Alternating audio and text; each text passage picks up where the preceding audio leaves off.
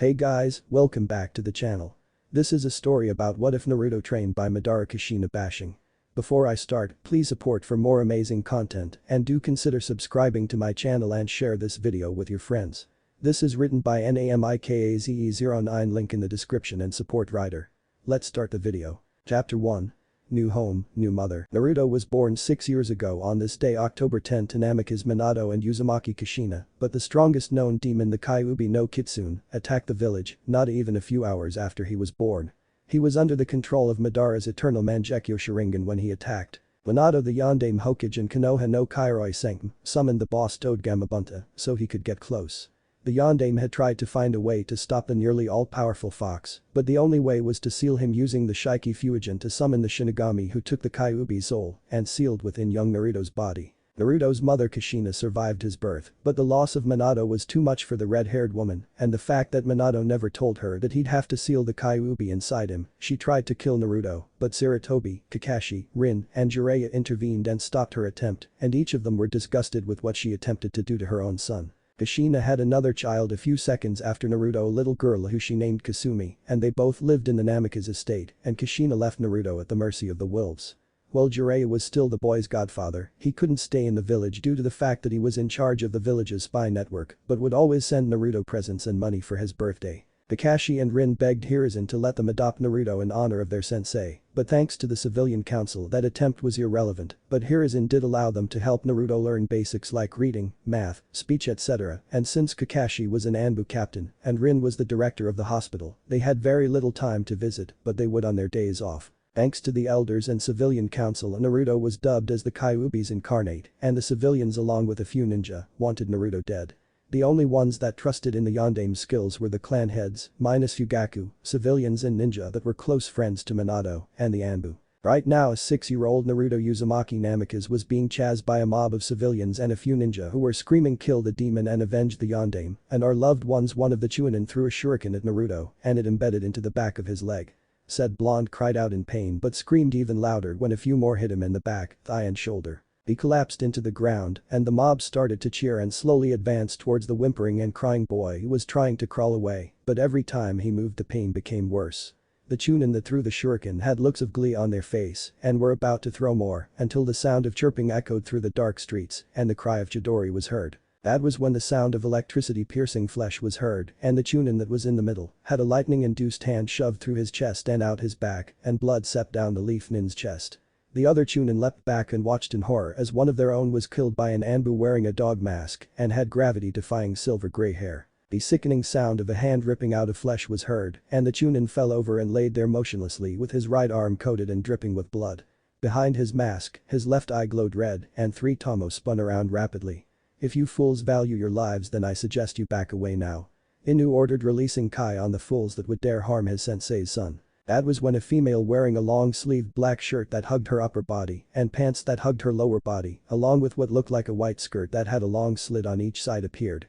She had smooth shoulder-length brown hair with purple markings on her face and dark brown eyes and a tan skin complexion.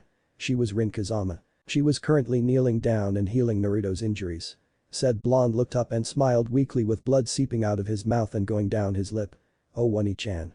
Naruto weakly said, and said female looked down at him and smiled sadly. "Don't talk, Naru-chan, everything will be fine." She said softly and started to slowly pull the shuriken out while said blonde winced in pain.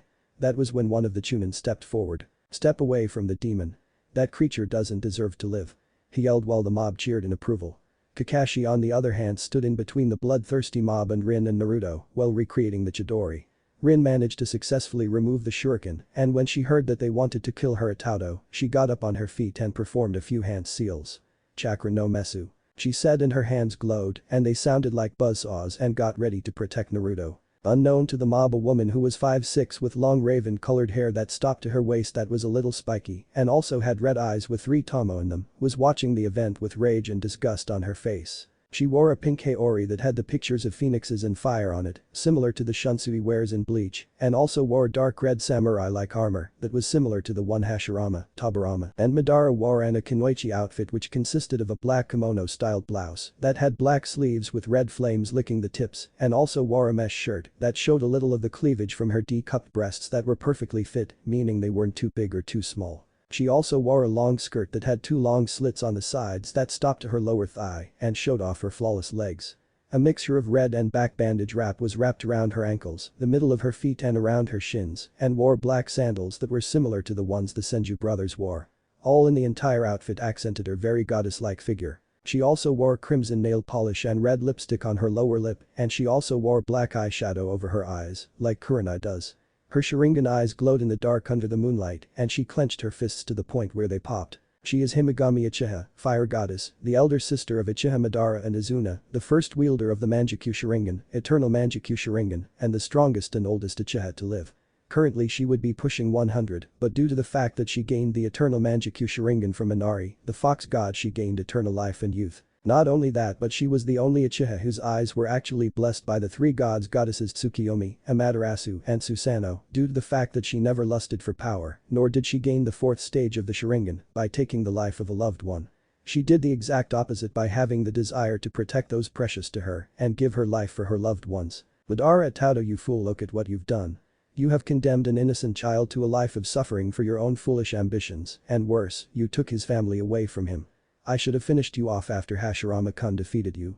Himagami though, and then she closed her eyes and opened them, revealing her eternal Mangekyou Sharingan. Her version was in the form of a 6-bladed windmill shuriken, and the inside had an atomic flower shape in them, and in the middle was a black pupil. Don't worry, Naruto-kun.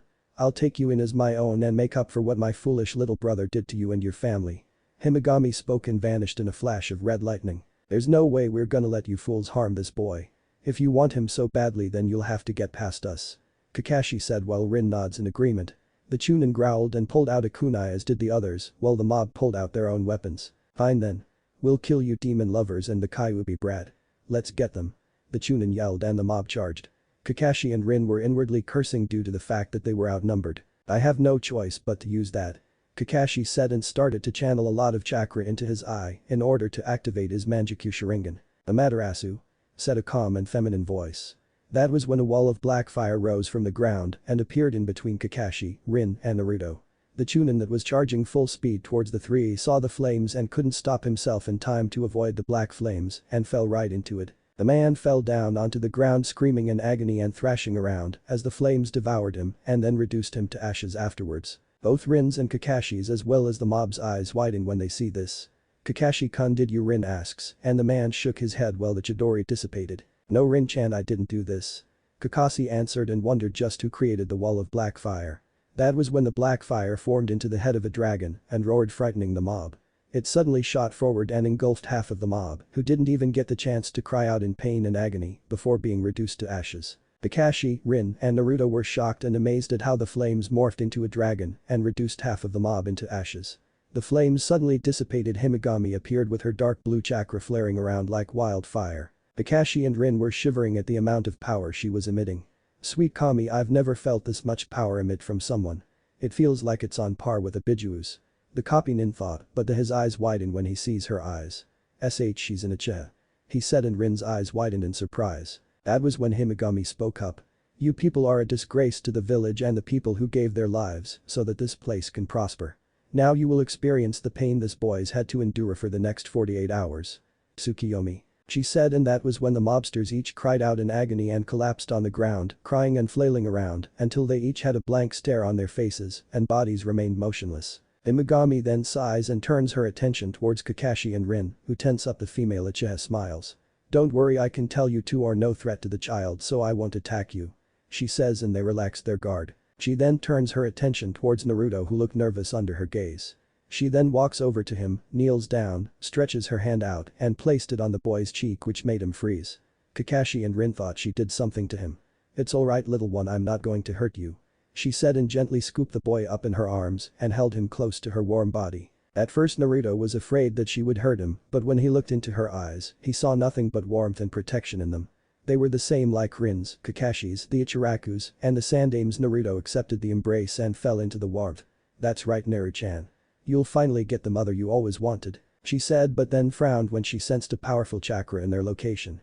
Speaking of mothers, Kakashi and Rin also sensed the chakra and turned their attention to a woman who appeared to be in her early 30s, had long red hair and violet-slitted eyes, and wore a red and black outfit on her Hercules-like body and a black flak jacket. She was Kushina Uzumaki Namikaze, the woman who abandoned her firstborn, and from the look in her eyes she was not happy. "Where do you think you're doing with my Sachi Uchiha?" Kushina spat the name out like it was poison in her mouth. A year back Kushina read the scroll that was given to her by Sarutobi after the Kyuubi attack and read it. It was written by her late husband Minato, and it explained everything about the seal and its effects on Naruto. After she had tried to kill Naruto, Kushina had been horrified at what she had tried to do and wanted to make it up to her firstborn in any way she could, but Sarutobi prevented her from doing that and had forbidden her from approaching Naruto until he deemed her sane enough to be trusted to go near him. Imagami on the other hand kept her cool calm gaze on the red-haired woman. Kushina glared coldly at the Uchiha that held her child. "I will ask you again Uchiha, where are you going with my Sachi?" she demanded. Said female Uchiha smirks. "Simple. I'm giving the boy you abandoned a mother he rightfully deserves, and unfortunately for you, you aren't the one." She answered, which pissed Kushina off, and said Redhead's fists ignited and violet-colored fire covered both of her arms. Apparently Kushina possessed one of the most powerful body-based bloodlines that ever existed. It was known as the Kanpeki Karada. Perfect body credit for this bloodline goes to Elemental Demon Sage. This bloodline gave the user certain abilities like the creation and manipulation of all the elements and sub-elements, and once mastered, the wielder can manipulate them at will. It also gives them absolute energy control, giving them the ability to have perfect manipulation of the body's multiple energies like chakra, reiki, and yokai. The user is also in a sense superhuman and is pseudo-immortal. The abilities were high-speed regeneration, increased muscle density and flexibility to give the body unmatched strength, speed, stamina, agility and flexibility, and the bone density is increased to the point that the bones, while still weighing the same as normal bones, become unbreakable and stronger than steel. They are also immune to all forms of poison, toxins, diseases, and their body's immune system can easily identify a new poison that enters the body, breaks it down, and turns it into antibodies that can destroy any new substances that enters the body. "You are not taking him anywhere. I brought him into this world, and I won't let a power-obsessed jutsu-stealing thief take him away from me," the redhead proclaimed. Himagami's eternal Manjikyu Sharingan glowed red, and cracks started to slowly form in the ground. "Kushina, the Sandaime Hokage forbade you from going anywhere near Naruto-kun until he dubbed you ready," Rin yelled, making Kushina glare at her. "Shut up, Rin. I could care less what that old fool told me what to do," she yelled back, but that was when Kakashi appeared between Kushina and Himagami. He raised an eyebrow. "Kushina, you will back away from the boy and go back home. You are treading on dangerous grounds by disobeying a direct order from the leader of the shinobi forces of this village, and that action is close to being counted as treason. This is your final warning. Go home or you will be arrested," Kakashi stated and was slowly reaching for his ninjato. Kushina on the other hand was growling, and the flames dancing around her arms expanded. "I'm taking my Sachi back, and no one is gonna keep me from bringing him back.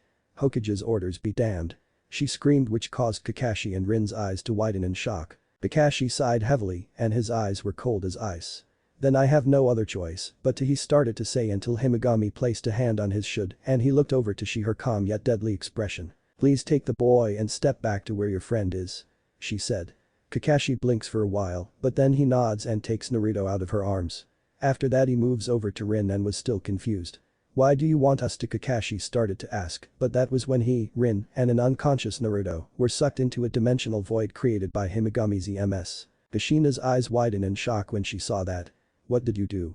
Where did you take my son?"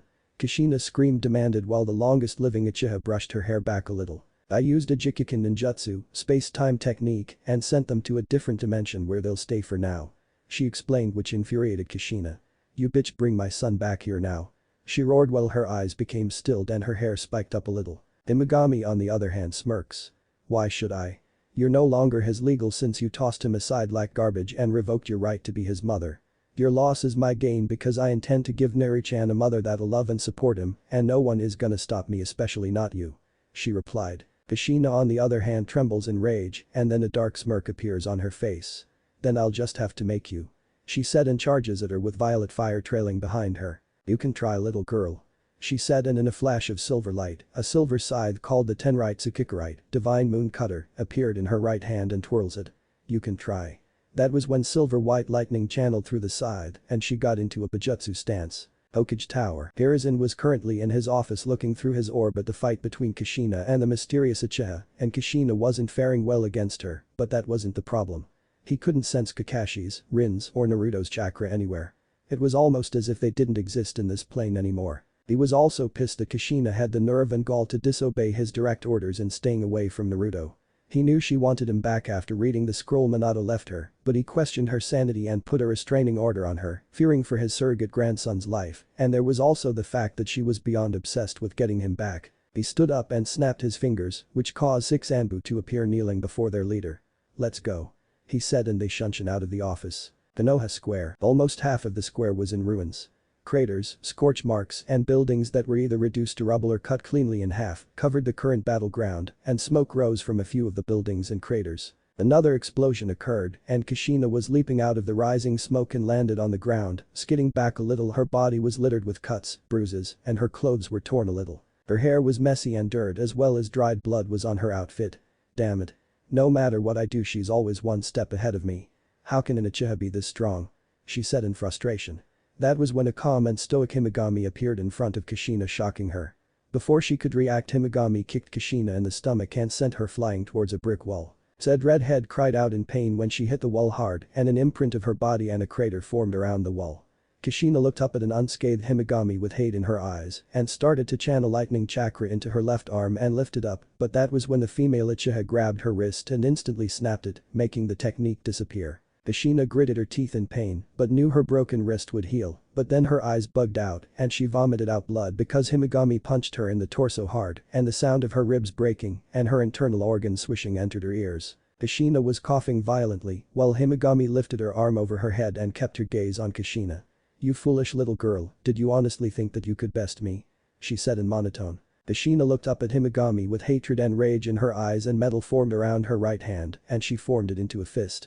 A frustrated yell escaped from her mouth and she delivered a bone-shattering punch onto Himagami's jaw and made her head tilt back. Kushina smirks when she does this, but then her eyes widen in disbelief when she saw Himagami just stare at her with her head tilted back. How? That punch should have crushed your skull." Kushina stammers out while the female Uchiha leaned closer to her face. "You don't get, do you?" she says, and then punches her in the gut so hard that the crater Kushina formed grew bigger and the ground trembled. She does this 3 more times until the brick wall crumbles and Kushina stumbles on her knees and blood seeps out of her mouth. Himagami still had her grip on Kushina's arm and pulls her scythe off her back. She puts it in a reversed position and swings it upwards. Schling. The blood-curdling scream escapes from Kushina's mouth and blood sprays out of her stump of an arm and shoots out like a geyser. Kushina leaps away from Megami and clutches her stump of an arm while blood spilled from it and onto the ground. Hime wipes the blood off her side, tosses the arm aside, and turns around with her EMS glowing. "The next thing that'll go will be your head," she said coldly while the silver edge glistened in the moonlight. She started to make her way towards Kushina but stopped when she heard the redhead laughing darkly. Her eyes widened a little when she saw a purple aura surround Kushina's body, and the bleeding stopped. Her hair waved around wildly and she slowly stood up and placed her arm to the side. Kushina looked up and her slitted violet eyes were glowing and canines form jutted out of her upper lip. She smiles and holds her stump out and it starts to shift and ripple. She let out a painful grunt as a new arm shot out of the stump she used to have. Himagami's eyes widened in surprise when she saw this. Kushina inspects her new arm and closes it into a fist while her old arm melted into the ground. "You can go ahead and cut my head off. I'll just grow it back like I did my arm. My Kekkei Genkai Kanpeki Karata practically makes me immortal. You can lop off my head, arms, legs, stab me in all of my vital organs, and even throw me into a pool of the strongest acid that exists. It still won't be enough to kill me. I have to say this though," she said as she cracked her neck. "You're the first person aside from my Koyan parents to actually remove a limb and do this much damage to me." Himagami's surprised state recedes, and she smirks. "I see. But even if you can't be killed under normal circumstances, there are other ways to an immortal like yourself. I should know since I had a few encounters with your clansmen and killed them," she said, making Kushina's eyes widen. "Even with your ancient bloodline, you're still no match for me. Before you or your parent were a gleam in your ancestors' eyes, I have fought and lived through countless battles, slayed thousands of ninjas, and I was the only one to ever defeat the Shodaime Hokage in combat," she said. Kushina's eyes widened in disbelief when she heard. Impossible. There is no way you can be alive. You'd have to be over 100. Kushina cried while Himagami smirks. "You're correct. I am over 100 and I am the strongest Uchiha to live in this world. Not even my little brothers Madara and Izuna could match me in skill even if they went all out. The same went with Hashirama and his brother Tobirama. I am Himagami Uchiha, the first Uchiha in history to gain every stage of the Sharingan," Himagami states, but then she sensed something and smiled. "So the little monkey is still alive," she said with a small smile on her face. Kushina was confused at the statement and turned head into the direction Himigami's eyes were aimed at. Said Uzumaki's eyes widened when she saw Hiruzen Sarutobi who give her a stone-cold glare. Alongside of him were 6 Anbu, but then they vanished and landed onto the ground where Kushina and Himigami were, and the man wasn't happy. Kushina Uzumaki Namikaze, you've got a lot of nerve to go against me and my orders concerning you and your son. He said in a cold tone and also directed his kai on the former wife of Minato Namikaze. Hiruzen may be old and one of the few cages to live past his prime, but he is still the strongest ninja in the village, aside from his students Jiraiya and Tsunade. But Sarutobi she wouldn't give me back my she stammered out, but then her knees buckled when he released more kai on her. Silence. He roared which made her shut up. I gave you a direct order not to go near Naruto until I deemed you sane enough to approach him, especially when you made an attempt to kill him when you found out Minato sealed the Kyuubi in him. You are no different from half of the fools in the village who can't tell the difference between the jailed and the jailer. Bear, Hawk, Wolf, and Tiger take Kushina to Ibiki for disobeying a direct order from her superior, and after that she is placed on house arrest until I revoke it. He said. A look of shock and anger appeared on Kushina's face. Why you can't do that? She screamed until Hiruzen's chakra flared and made the ground crack. I am the Hokage Kushina, the ruler of this village and the shinobi that inhabit it. My word is law and what I say goes. He bellowed. You should consider yourself lucky that I don't have you do time in prison for going against me, but I will not do that to Kasumi-chan and have her suffer for your stupidity, but this is your last and final warning. Stay away from Naruto or else you will regret it, he said harshly and snapped his fingers. Before Kushina knew it she had chakra-suppressing cuffs on her wrists and both Bear and Wolf grabbed her shoulders and shunshin away, as do Hawk and Tiger. Hiruzen turns his attention to Himigami who was watching the event and spoke up. Now may I know who you are, why you damaged village property, and what you did with my 2 subordinates and Naruto? He asks while she smiles. Now is that any way to greet an old friend little monkey? Himigami asks which confuses Hiruzen until his eyes widen when she called him little monkey. Only one person ever called me that, but she disappeared during the founding of the village and when Hashirama sensei became the Shodaime Hokage of the village. Himigami-sama, is that really you? He asked and his answer was her nodding and grinning at the stumped man. But how? How are you still alive and look the same when you left Konoha? He asks. Himigami's smile formed into a frown and she had a serious expression on her face. I'll explain in due time first. A swirling vortex appeared around her and Kakashi, Rin, and Naruto's sleeping form appeared and said Blonde was sleeping in Rin's arms. The 2 ninja blinked in confusion and looked around to see they were back in Konoha. What the? How? When? Where is? Kakashi said scratching his head in confusion as he saw the destruction and then saw the Hokage and Himigami. Hokage-sama, where did we go and what happened to Kushina? The copy ninja asks because he was confused as hell as was Rin. Hiruzen chuckles and tilts his hat up. Kushina is having a little chat with Ibiki and Anko and afterwards she is on house arrest. The rest will be explained in my office. He says and the man looks at Cat and Falcon. Get a construction crew to clean up this mess. He ordered getting nods from them and they shunshin away. After that the 5 of them headed back to the Hokage Tower where Sarutobi started to explain everything to Himigami. Said female Uchiha on the other hand was not happy and Hiruzen could tell from the disappointment and angry look on her face. I can't tell you how disappointed I am in you Hiruzen Sarutobi. Your senseis would be displeased as well. She said while he sadly nodded. Kakashi and Rin were stumped though seeing her berate their leader like a child. I know Megami-sama, apparently my best wasn't good enough when it came to helping Naruto. I told Minato to let me perform the sealing so that he can look after his wife and children, but he was being too idealistic about protecting the village. I told him that while a person was smart, people were stupid, but sadly it was all in vain, and what made the matter worse was that those fools on the civilian and elder council spread a false rumor about Naruto being the Kyuubi's reincarnate. I was too late to explain the sealing to them, and those who told the people of the village about Naruto's condition remain unanimous. The only ones that are backing me are the clan heads. He explained while she frowned. So apparently the village that my best friends created with their own blood, sweat and tears is nothing more than a shell of its former self. What the hell are you doing letting their legacy be reduced to crap? Hiruzen Sarutobi.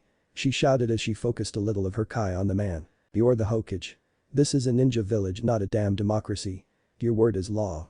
Those civilians and elders that are on the council should have no form of power over you whatsoever and you shouldn't be allowing a mob of blind and short-minded fools attack an innocent child in your streets. This is not what Hashirama-kun and Tobirama-kun created. They would never allow any child, especially a Jinchuriki, be treated like this, nor would they let the council be in control of things they have no say in.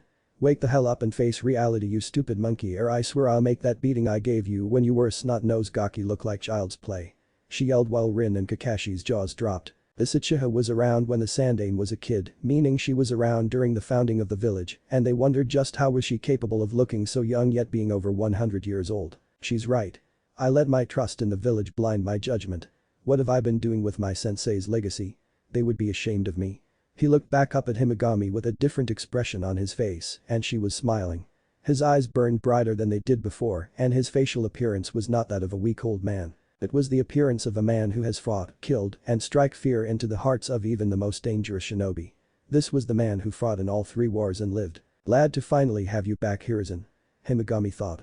Thank you, Megami-sama, the fire that dwindled in my eyes has reawakened. He said in a strong and authority's tone. And I believe it's time for me to clean house and show these people why I was dubbed as the Shinobi no Kami. He says, and he was gonna make sure that no one usurped his authority ever again. Chapter 2. New home, new mother PT. 2. Naruto's mindscape. Naruto woke up only to find himself in a dark and dank sewer. What the? Where am I? Naruto asks himself and looks around. We're in your mindscape, kid. Said a deep and powerful voice which made Naruto look around frantically. Look behind you. The voice said again. Naruto turned his head only for his eyes to bug out when he found himself in front of a cage, and behind it was a pair of massive red slitted eyes staring down at him. The shadows moved away from the eyes and revealed the form of a large fox with 9 tails swaying behind him. Hello kid, nice to see you aren't dead yet because it would be a real problem if you did die. Kyuubi said while Naruto just stared at him, making the fox raise an eyebrow. Hey kid, are you okay? Naruto managed to snap out of his stupor and rub the back of his head nervously. Sorry, it's not every day you meet a giant fox in your mindscape. Naruto replied, which made the fox's eyes widen. So you know who I am and why I'm sealed in you? Kyuubi asks and Naruto nods. Considering the fact that I was born on the day you attacked the village and the fact that the Baka villagers call me fox brat, demon, and monster, how could I not realize it? Naruto said while Kyuubi remained silent. I may be 6 years old, but I'm not an idiot. He deadpanned, which made the fox chuckle. You truly are an enigma, kid. Kyuubi states. Naruto rubs the back of his head and looks the other directions. That's what Inu and Nikki and Rin Ni-chan said. So do you have a smaller form? Naruto asks Kyuubi, who smirks. His entire body glows red and it slowly shrinks until it's in the form of a full-grown adult male. When the glow died down, standing before Naruto was a man who appeared to be 5'11". He is a fairly tall, lean-built person with peach skin, reddish-brown eyes, and orange spiky shoulder-length spiky hair. His outfit consisted of a black ankle-length black coat or shikakishima with red lining that is closed at his chest and then left to flare out into ragged ends. His right arm was sleeveless and wore a black glove, while his left arm had a black sleeve and also wore a pair of black hamaka pants with tabi socks and sandals, Ichigo's Bankai form, after he left the Dangai world. Naruto looked at the man with awe in his voice and couldn't help but admire his appearance, especially the color of his hair. Kyuubi raised an eyebrow at the boy's facial appearance. Is there something on my face, kid? He asks while Naruto shook his head. Wow, you have orange hair. He said, which caused Kyuubi's to eye him oddly. And your point? I was born with orange hair.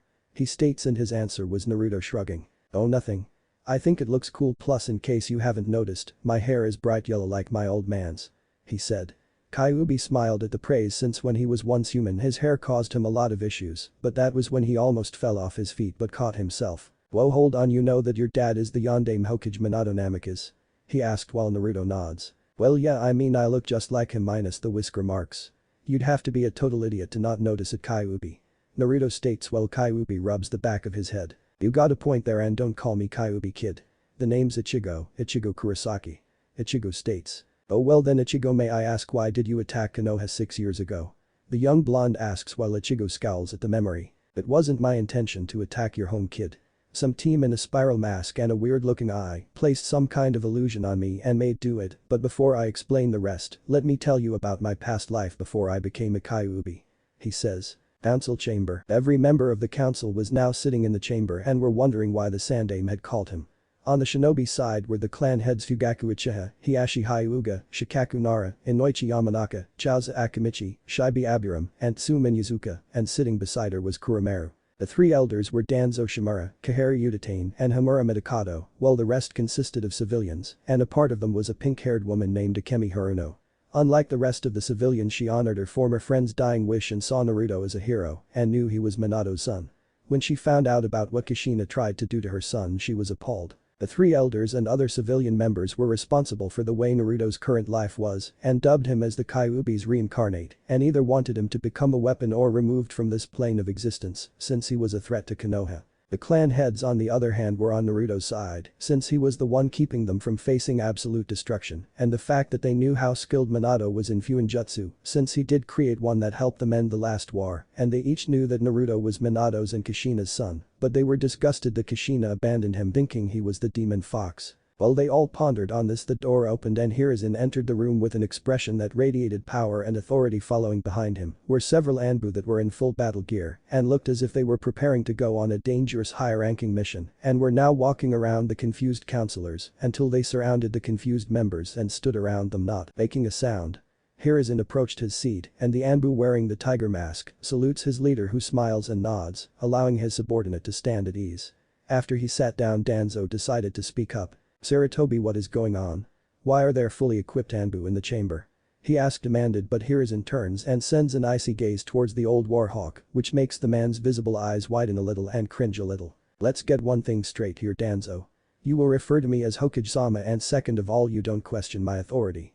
I am the leader of this village and you will show me some respect," he said in a strong tone and aims his attention at the others. "The same goes for the rest of you. You may be members of this council, but I can easily remove you from your position of power and replace you with someone more level-headed." The elders, civilians were surprised at his response to Danzo and the clan heads and Akemi were amazed to see this change in Sarutobi and were wondering what made this change. Tsume on the other hand was looking around and saw Kushina wasn't in the meeting. "Hokage-sama." Hiruzen turns his gaze over to the Inuzuka matriarch. "Yes Tsume, what is it? If I may ask, why isn't Kushina in the chambers?" she asks while the man smiled a smile that made her cringe inwardly. Kushina is currently under Ibiki's care for disobeying a direct order from her superior, namely me, and is also on house arrest, so she won't be attending this meeting. Now then, I called this meeting to discuss a few things concerning a certain member who has been blamed for something he had no say in, as well as certain members of this council usurping my authority, and you will not speak out of turn, or my Anbu here will escort you out of this chamber. Do you understand me?" he said, getting a nod from the clan heads and one civilian, but then set his gaze on the elders and the rest of the civilians. That was when the leader of the Anbu spoke up at the other council members. "The Hokage asked you a question, now you either respond to your leader or else." He emphasized else, and some of the members shot Kai directly at the resisting elders and civilians who shakily nod their heads while Hiruzen smirked. "Thank you, Tora. Now then, as I was saying earlier, certain members in this council have been going against not just me and my authority, but the laws me, my predecessors, and late successor have created since the founding of this village. I consider the actions that have been committed as treason, and I will not tolerate such things in my village. One example would be the condition of Naruto Uzumaki Namikaze," he said, and saw the civilians and elders growl and were about to speak out, but when they felt the sharp ends of the kunai the Anbu had pointed to their backs, they shut it up. Hiruzen then locks his hands together and rests his chin on them and scans the room like a predator does when it searches for the weakest and most vulnerable prey. "I already have a list of names on the ones who have broken my law concerning Naruto, and that this group is responsible for spreading false rumors about him being the reincarnation of Kyuubi," he said, and noticed a few of the civilians sweat a little and tremble slightly and that the three elders were looking nervous, and he smirked inwardly. "Not only that, but a certain someone in this group has been keeping an organization that I disbanded active and certain members have been supporting it secretly." He then named his glare at Kaharu, Hamura, and Danzo. "Care to explain yourselves, Kaharu, Hamura, Danzo? You three as well as the civilians have been nothing but a thorn in my side since I reinstated myself," he said as he slowly stood up and focused Kai on them. "I will not tolerate your actions, and as of now I am disbanding the Elder Council and removing the Civilian Council until further notice. Akemi, since you are in charge of the Civilian Council, you may still retain your seat and pick new members to join," he said, getting a smile and nod from the woman, and that was when the elders and civilians rose to their seats, yelling he couldn't do that and he was out of line. They instantly fell on their knees when Kai flooded the entire room, but the clan heads and Akemi weren't affected. "Anbu takes these civilians out of my tower and lock them up and prepare them for their execution tomorrow morning. They will be a prime example for those who want to go against my authority." He ordered the Anbu grab the civilians and Shunshin out of the room with their prisoners, while Hiruzen set his gaze on his former teammates and Danzo. "As for you three, for keeping a disbanded group active and performing illegal acts that are considered treason, I sentence you both to death immediately," he said, which made their eyes widen. "Think again, you old fool." "Root," Danzo cried out, waiting for his soldiers to appear and deal with his rival, but they didn't. The smile on Sarutobi's face made the man pale. "Oh, I don't think your soldiers will be helping you this time, Danzo, right Himagami?" Sarutobi said, which confused the clan heads and elders, until a pair of red eyes with 3 tomos and a black pupil appeared from the shadow in the wall. "Right Hiruzen?" she said in a cold tone and stepped out of the shadows. Their eyes widened when they saw this woman step forward and settle her gaze on the elders.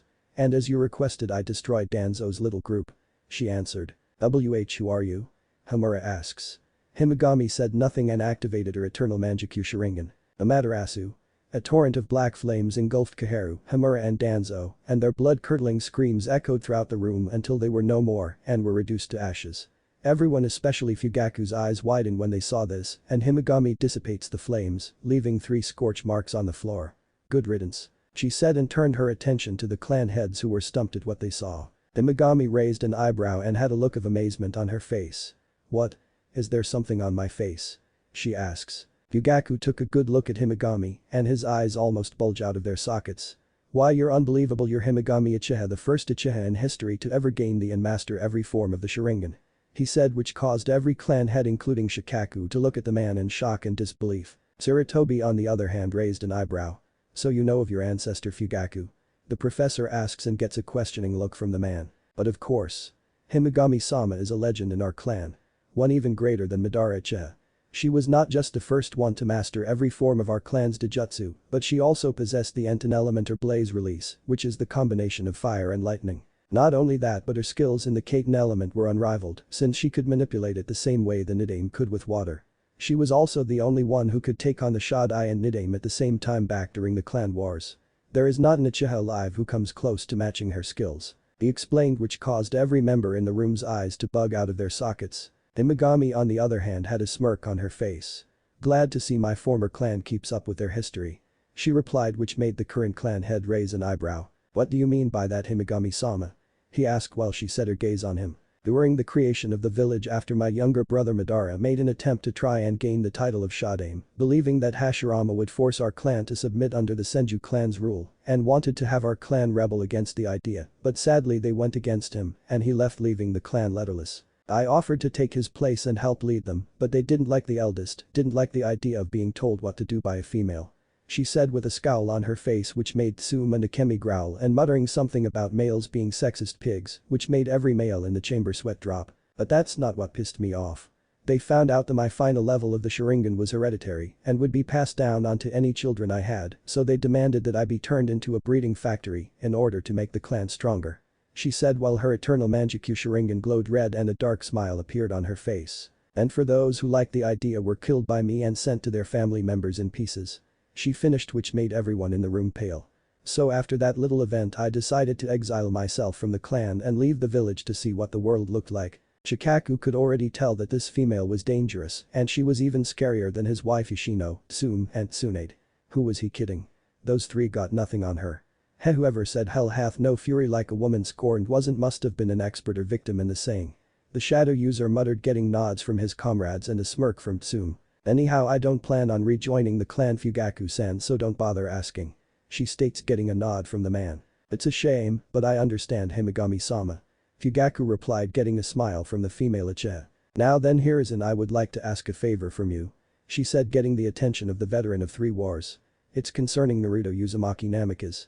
I would like to adopt him," she states, making the man's eyes bug out, and so did the others. Each of them made attempts to adopt the boy, but the elders and civilians made laws that kept them from doing the act. Sarutobi regained his composure and sighed sadly. "As much as I would like to, I can't due to the fact that former members in the council made a law that prevented anyone inside the village from adopting Naruto," he answered, and that was when Himagami and a sly smirk on her face. "True, but did their law include anyone that lived outside the village?" she asked. Hiruzen stared at her for a few minutes, but then something ticked inside his head and a huge grin slowly formed on his face. "Loopholes, you gotta love them," she said, brushing her hair back. "Also, when I adopt Naruto, I plan on doing a blood ritual that'll make him my biological son," she states, which made Hiruzen raise an eyebrow in confusion. "The ritual requires me to use my blood and merge it with a person of my choosing, and if my blood accepts the person to be a biological member of my family, then he'll not gain my genes, but he'll also gain my bloodline," she explained. Sarutobi took the info in and spoke up. "Very well then, but the problem now would be your lodging," he stated, and that was when Fugaku spoke up. "Why not give them the Senju compound that's behind the Hokage mountain?" Ever since Tsunade-san left the village, the place was nothing more than a historical monument, and it's the only compound available at the moment.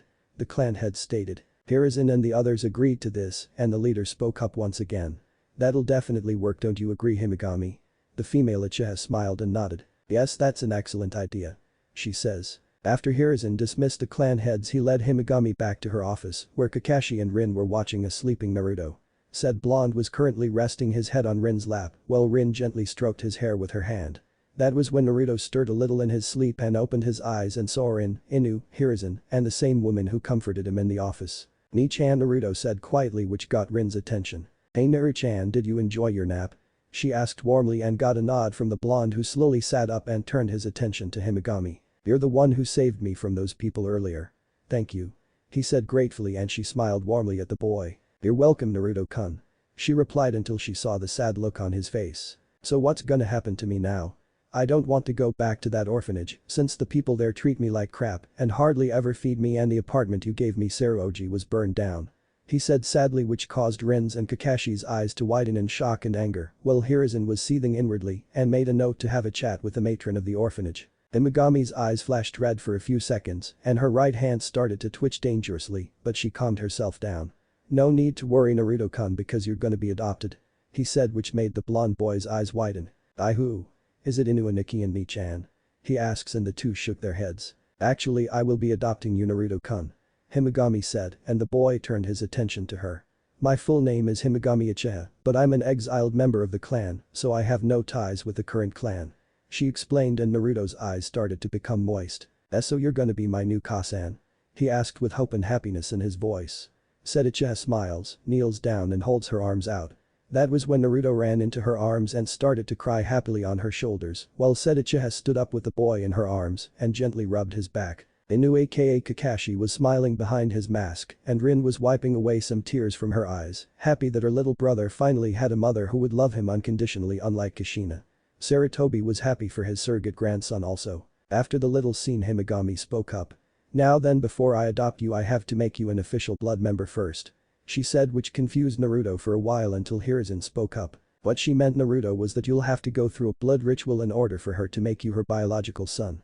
What happens is that if her blood accepts you, you'll gain not just her bloodline, but you'll also gain a few traits during the procedure. He explained and got an O from the boy. So what do you say, Naruto-kun? Do you want to be my Sachi by blood? She asks kindly while he thought about it. If you're worried about those idiot villagers that still hold some form of resentment toward you, then don't worry. I'll destroy anyone that tries to harm a single hair on your head, and not only that, but I'll train you in the ninja arts and make you strong enough to deal with anyone who stands in your way. Okay, I'll do it, Kasan. Naruto said with a smile, but then frowned. But what about her bloodline? Naruto asked, which made Himigami frown a little as well. Regretfully, that woman's Kekkei Genkai is permanently hereditary, but when your genes alter, you'll more than likely be distant relatives, and I mean distant. She quotes. The same would go with your father's genes. She explained, and Naruto nods. Now then, let's get you ready for the ritual.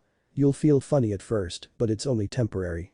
She assured her soon-to-be son. Sealing chambers, Hiruzen, Kakashi, and Rin were in the room watching as Himigami placed red seals that she made with her blood around the room and on a shirtless Naruto who was laying on his back. After she was done, she took a notice at the Shiki Fuin seal that appeared on Naruto's torso and glowed red. She raised an eye at this and looked down at her nervous son. Naruto-kun, before I begin I have to do something first, so relax for a while.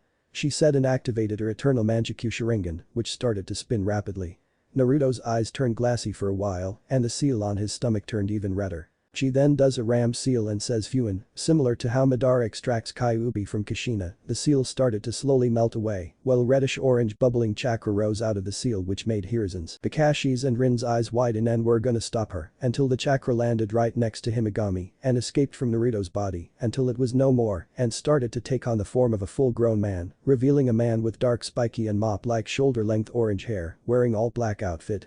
Said man was kneeling down and rose to his feet, shaking his head. Man, what a rush. He mumbled and saw the three ninjas staring at him with owl-like eyes. Ichigo blinked a few times and rubbed the back of his head. Hey, how's it going? He asks while Kakashi pointed at him with a trembling finger. Hey Kyuubi?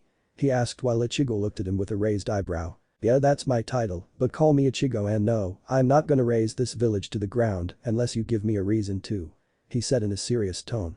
The kid told me about what his life was like since I was sealed in him by his old man, and I have to say half of the people in this village are idiots, especially that bitch of a mother he had. Don't be too surprised if she ends up in the hospital by mysterious circumstances," he said and turned his attention to Himagami. And felt his face heat up. "Whoa, she's gorgeous. And I thought Yuruchi was hot." He thought and looked away and for some reason found the ceiling interesting, while Himagami blushed a little when he stared at her, but it wasn't one full of lust or perverted like most men. She shook the thoughts off when she heard Naruto groan a little. "Alright then, now to perform the ritual," she said and pulled a kunai out. After that, she used the sharp end and cut it across her palm, making blood seep out of it. Next she took Naruto's hand and used the same kunai to cut his palm open, while Naruto bit his lip from the sharp sting. She placed her bleeding palm over his, squeezed it, and the blood dripped from her hand and onto his. Afterward she started to perform a long chain of seals and the seals on the ground and around Naruto's body started to glow red. After doing around 99 seals she stopped at the 100th one, which is a ram seal. Naruto's eyes widened and felt a weird sensation go through his body, while the seals started to snake up his body and seep into Naruto's body. This went on for at least 10 minutes and the seals suddenly died down and Naruto's body changed a little, having a light tan complexion. His blonde hair was a little darker, with it being shoulder length and his bangs being jaw length like Minato's was when he was younger. He also had some black streaks in his hair, making him an Uchiha. He also had a pair of canines jutting from his upper lip and his whisker marks were gone. Once the ritual was complete she lets out a sigh of relief and brushes a strand of hair back. Naruto slowly opened his eyes, which were cerulean blue and had slitted pupils, and groaned. Himagami helped him up and set her now biological son on her lap. "How do you feel, Sachi?" she asked. "I feel funny, but other than that I'm okay." "Wait, did you say Sachi?" he asked and she nodded. "So the ritual worked and now you're my Kasan." Tears formed in his eyes while she smiled lovingly at him and once again nodded, which resulted in Naruto once again hugging her and crying tears of joy. Himagami wrapped her arms around him and kissed him on the top of his head, and she too was happy that she got to have a son to love and support. Ichigo smiled at the sight since it reminded him of when he was with his mother. "I'm happy for you, kid. I don't know how, but I'm gonna make it up to you for ruining your life for the last 6 years, and I swear the next time I see that bastard Madara, I'm gonna rip his head from his shoulders," he thought with his eyes flashing red for a few seconds. After the ritual Himagami gave Naruto some new clothes and Sarutobi gave her the official adoption papers, and Ichigo explained to Hiruzen why he attacked Konoha and that he used to be a soul reaper for the Shinigami king and defeated a rogue by the name of Aizen but lost his powers in the process, but the backlash of the fight transformed him into a kitsune with 9 tails, thus dunning him as the Kyuubi no Kitsune. Next Hiruzen escorted the 3 to the old Senju compound that was in top condition. The reason why is that Hiruzen always had it cleaned twice a month, and thanks to the repair seals, security seals, and barrier that kept intruders out, it remained like it was during the formation of the village. Once they got settled in, Naruto was sound asleep in his new bed. Ichigo was currently sitting on the wooden floor outside the compound looking up at the moon until the slid door opened up and Himagami walked out with 2 cups of green tea on a platter. She also wore a silky red robe that hugged her body and on it were white flowers. "Hey Ichigo," Himagami said, getting his attention, and it took all his willpower not to pass out from a nosebleed he was getting, but managed to shake it off. "Oh hey Himagami-san," he said while she sat down next to him and set the tea down. "Just call me Himagami, I'm not the type to deal with suffixes," she assured and got a nod from him. She handed him one of the cups of tea which he took and drank and she did the same. Afterwards they each talked about they did in the past and Himagami was amazed that Ichigo was once human who then became a Shinigami and saved the mortal and spirit realm from a rogue named Aizen. Ichigo was also impressed with how Himagami was over 100 but still looked so young thanks to her final form of the Sharingan as well as being blessed by 3 god goddesses. What amazed him even more was that during her travels she also faced demons and monsters that make the hollows Ichigo faced look harmless, minus the rancor and vasto lord Ichigo fought in his life. They also joked around a little, especially when Ichigo told her about how hesitant he used to be around the opposite sex and mostly blamed his former sensei Yuruchi for it. After talking for a while Ichigo took one of the guest rooms while Himagami took the master bedroom that she redecorated. All in all, Naruto gained a family. Even though they were currently small, it would soon grow. Morning came and the sun shined down on Naruto's face and said blonde groaned and shifted his body away from it and snored lightly. Afterwards he slowly opened his eyes only to see his room brighten up from the sunlight. He sat up, rubbed his eyes and yawned, stretching his arms out and looked around. Naruto smiled due to the fact that his room was twice as big as his apartment since it had a whole bathroom. For the first time in his life Naruto was actually happy because he finally had what he always wanted, a family. That was when the scent of food being cooked entered his nose and he made his way out the room and towards the kitchen. When he entered the room, he saw his new mother in the kitchen and was humming and cooking breakfast. Naruto walked over to his mother and gently grabbed her robe, getting her attention. Himagami turned her head only to look down and see her son smiling up at her while she smiled down at him. "Good morning, Ka-san," Naruto said while she knelt down and gave him a motherly hug and kissed him on the forehead. "Good morning, Sachi. Did you sleep well?" she asks and got a happy nod from Naruto. "Good. Now then go on ahead and get yourself cleaned up for breakfast." "Okay, but where is Ichigo?" Naruto asked, looking around for the most powerful of the Biju. "He's currently getting us some things for the compound as well as some new clothes for you. He should be back soon," she explained, getting a nod from Naruto. "Okay then. Say Ka-san," Naruto said while she continued to cook breakfast. "Yes, Sachi?" Himagami asked her son. "I was wondering. Since I won't be going to the ninja academy until I'm 8, can I start my reigning as a ninja now?" he asked while she thought about it. "I don't see why not. The other clan heads are starting their children's training as shinobi, so yes, but we'll start off with the basics, okay?" she asked and got a happy nod from Naruto. "Now before we start later on today, Naruto-kun, I want you to focus your eyesight on me, okay?" she asks. Naruto blinked in confusion, but nods and does that. After a few seconds have passed, Naruto's eyes changed instantly into a fully matured Sharingan with 3 tomo around the pupils. "Wow, Ka-san, I can see your chakra. In case you're wondering, Kakashi and Rin also taught Naruto about an energy shinobi used called chakra," he said while she had a look of surprise on her face. "Wow, you already have a fully matured Sharingan. You must have gained it during the ritual, and thanks to your Kekkei Genkai Kanpeki Karate, you've gained the first level of the Sharingan. Well, you learn the basics, I'm gonna teach you how to use it properly and how to fight without it," she stated. "I knew my blood was strong, but to give him a fully matured Sharingan at his age is incredible. I swear, Naruto, I'll mold you into a strong shinobi like your father was. You'll not only surpass the other 4 Hokages, but you'll even surpass me and my brothers one day," she thought while Naruto deactivated his eyes and headed back to his room to get clean and dressed. Chapter 3. Friends, Enemies, and Training PT1. 2 years later. 2 years have passed since Naruto was adopted by Himagami and made her biological son, and when Ichigo joined the family. Said former Shinigami was a great person to get along with and became a surrogate father to Naruto. For the last 2 years, Himagami taught Naruto the steps in using the Sharingan properly and not rely on it, and even trained him in the basics like how to properly throw projectile weapons like kunai, shuriken, and senbon, and also trained him in knowing the anatomy of the human body and how to set traps and use his surroundings to his advantage. Before she started to teach him jutsu, she had him do a couple of chakra control exercises in order for him to know how to use the proper amount of chakra in a technique.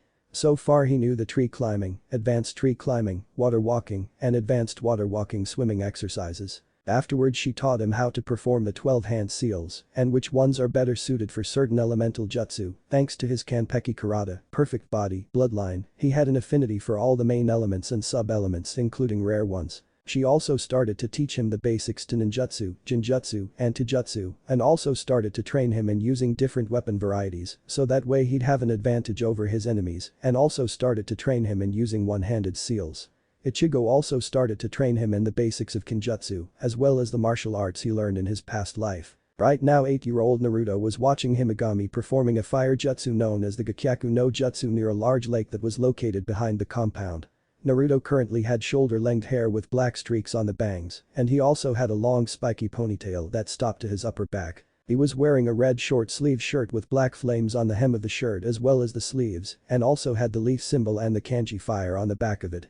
He also wore black cargo shorts that stopped below his knees and black sandals, and appeared to be very fit for a kid his age. He watched his mother end the jutsu in motion for him to come forward, which he did. She made sure that he was capable of using hand seals as well as one-handed seals at the level of a chunin before teaching him any elemental jutsu. Once he accomplished that thanks to his photographic memory, she started teaching him fire jutsu. "Now it's your turn to give it a shot, Sachi, and remember to keep the power, speed, control and amount of chakra in balance," she instructed and got a nod from him. "Hi, Ka-san," Naruto said and turned his attention towards the lake. He started to perform a series of hand seals, stops at the tiger seal, and inhales air into his lungs. Kaiten Gakyaku no Jutsu. He then exhales and released a torrent of fire across the lake. Himagami used her Sharingan in order to get a good inspection of the jutsu and smiles. Naruto ends the jutsu, lets out a sigh, and turns around to see his mother smiling. "Excellent job, Naruto-kun, you managed to keep the jutsu balanced," she said while he smiled at the praise she gave him, and then spoke. "Say Ka-san, since you said your eternal Mangekyo Sharingan is hereditary, would it be possible for me to gain it?" Naruto asked Himagami. It is a possibility Naruto-kun, but you'll probably gain your version once your Sharingan has reached its limit and it'll evolve to the final stage, thus you won't have to worry about any of the side effects, except for chakra depletion. She said while Naruto nods. So are you excited to be entering the academy tomorrow? Naruto smirks and nods. Hi. I'm ready since you and Ichigo helped me get a head start. Hopefully I can make some more friends there and I'm pretty sure Hinata-chan will be in the academy too, but I think she's a little nervous. He stated while Himigami giggles and ruffles his hair. And I know you'll protect her from the bullies, right? She asked while he scoffs. Of course I will. That's what a friend does, right? So when are you gonna settle down with Ichigo and give me a sibling? He asked humorously, making Himigami blush a little. What are you talking about? She asked, which only made Naruto's smirk grow. Sen, I may be 8, but I'm very mature for my age. I've seen how you two stare at each other when you don't think no one's looking and you like to spend a lot of time together alone. He emphasized, which makes the blush on her face grow. Well, you see, I wish, she stammers out until Ichigo appears. Hey you two, he starts to say until he saw Himigami blushing and looking away while Naruto smirks at Ichigo, who pales inwardly. Oh crap, he knows. So when's the wedding, Ichigo, or should I say Tusan? Naruto emphasized while Ichigo's face heats up, but then it ends and had a puzzled look on his face. Wait, Tusan? So you'd actually think of me as a dad even though I'm the Kyuubi? He asked while Naruto shrugs. Yeah, I would. I mean, you did teach me some things which most dads do for their kids, plus I think you'd be a great husband for mom. He answered while Ichigo chuckles nervously and rubs the back of his head. Well, that's completely up to Himigami-chan, Naruto. Anyways, we should go on ahead and head to the Ninja Academy since the coronation is in a couple of hours. He stated. That was when Himigami spoke up. Also, Naruto-kun, don't be afraid to show your skills and show them what a true ninja is capable of doing. She stated due to the fact that most kids his age only wanted to be ninja to either be heroes or gain a reputation, but Naruto understood the true reason being a shinobi and the blonde nods. Hi Kasan. Naruto said while she smiled.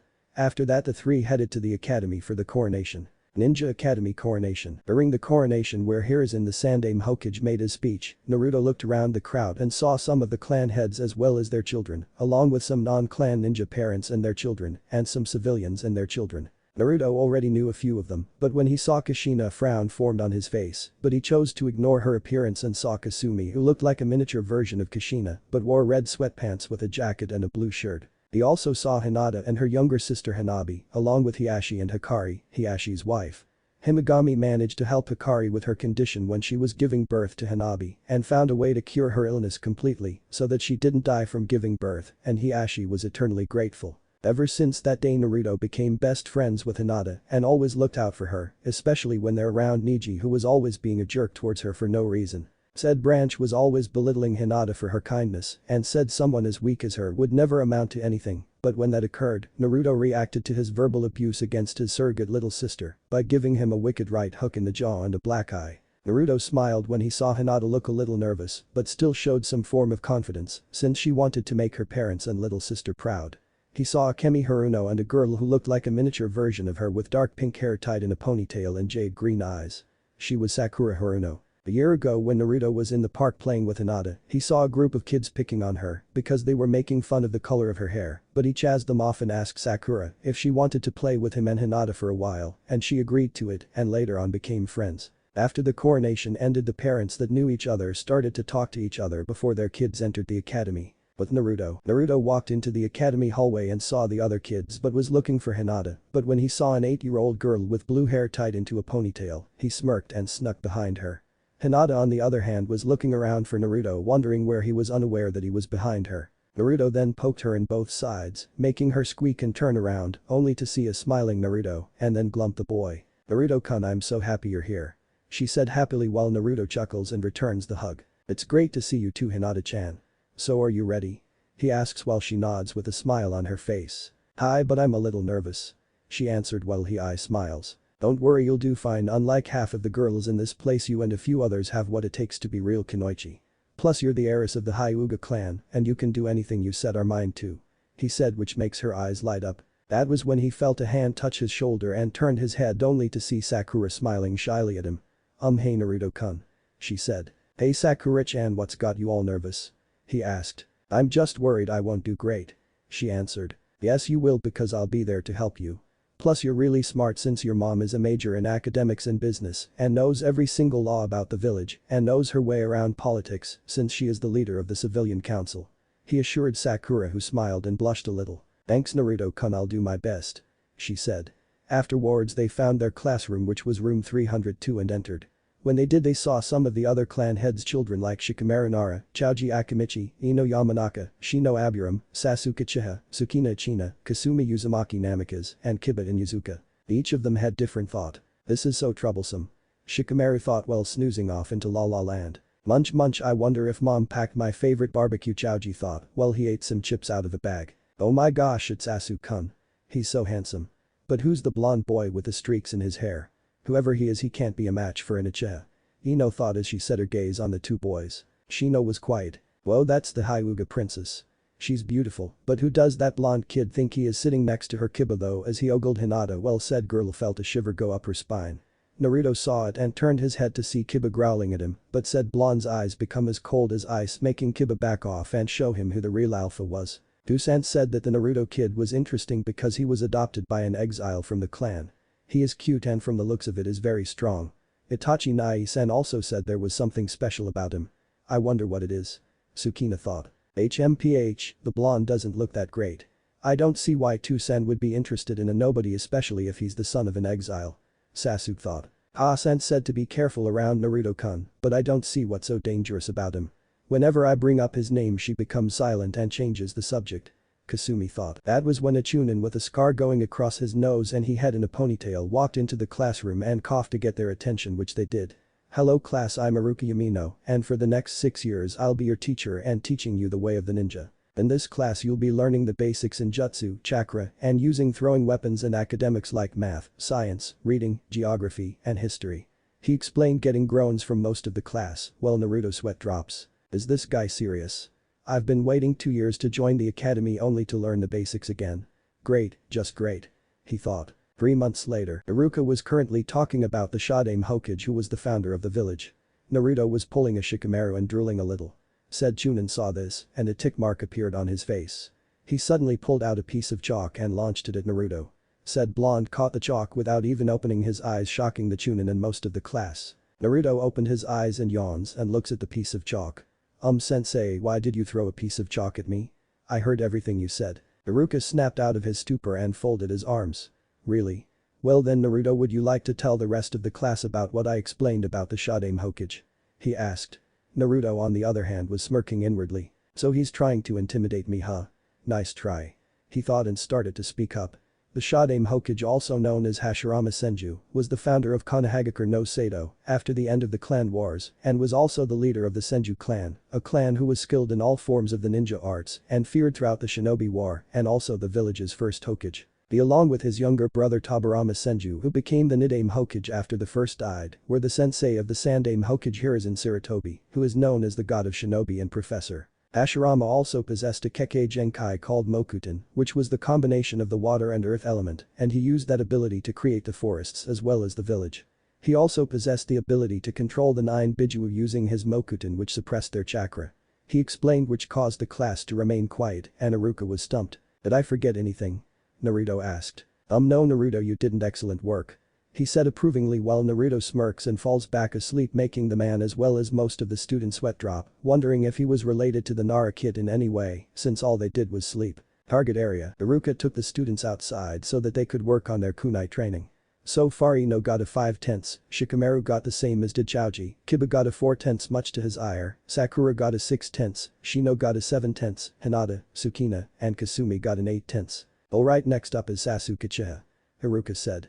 Uchiha stepped forward, pulled out the practice kunai, and throws them at the target and manages to hit 8 out of 10 spots in Ino, and the fangirls squeal at how good he was, while Hinata, Tsukina, Sakura, and Kasumi's brows twitch at how loud they were. "Good job Sasuke," he said while Sasuke walked out of the area and sent a smug smirk to Naruto, who rolled his eyes. Next up is Naruto. He paused and looked at Naruto since he didn't have a surname. "Kurosaki. It's Naruto Kurosaki," Naruto answered, getting a nod from Iruka. "Okay then Naruto Kurosaki, you're up," he said. Naruto walked towards the targets and pulled out his practice kunai. After looking at the spots for a few minutes, he smirks and flings all of them at once, making Iruka's eyes widen as well as the other students. As he did this, the kunai hit every target's bullseye and they were embedded into the targets deeply. "Unreal 10/10. Excellent work Naruto," Iruka said while Naruto nods and walks back towards the stumped class. Sasuke on the other hand was frowning and glaring at the blonde because he got a perfect score. Wow Naruto-kun, you got a perfect score. That's awesome. Hinata said and Sakura nodded. Yeah Naruto-kun, that was amazing. She said while Naruto smiles. Thanks, my Kosan trained me to use projectile weapons properly for the last 2 years. You two also did great, especially you Sakura-chan. You scored 6 out of 10 on your first try. You must have been practicing. He stated while she blushed at the praise he was giving her. A month later. So for the past 3 months, the students each did the other courses of training like the ninjutsu training, jinjutsu training, and taijutsu training, which Naruto managed to score all perfects in, especially when he went against Sasuke during the taijutsu matches. Flashback. Okay, the last two to spar in a taijutsu match are Naruto Kurosaki and Sasuke Uchiha. He said while the two each walked into the ring and Sasuke had a cocky smirk on his face, while Naruto remained impassive and focused. So Hinata, who do you think will win? Sakura asked her friend who just grinned. Naruto-kun, of course. She answered while Ino and Ami, another fangirl, scoffed. Please, he got lucky in those matches. I bet Sasuke-kun's gotten even stronger. Ino stated. Yeah, there's no way he'll win this time. Ami said while the other two girls rolled their eyes. Ino, how many times has Naruto-kun faced Sasuke and beat him? Hinata asked while Ino blinks and thinks about it. I don't know, I think 20. She answered. 29, but close enough. And how many times has Sasuke beat Naruto? The Hyuga heiress asks. Ino remained silent while Hinata smirks. That's what I thought. She said, which made Ino fume. Look Hinata, the match is starting. Sakura said, getting Hinata's attention. Iruka explained the rules in the match, stating that only taijutsu was permitted. Anything else would result in the person being disqualified. Afterwards he jumped back and watched the two get ready to fight. Ready to lose Kurosaki? Sasuke asked with a cocky smirk on his face, while Naruto looked bored. That's my line Uchiha, since every match we had you lost. He stated, which made the boy scowl. Those matches were only pure luck, this time I'll show you what an elite from a prestigious clan can do.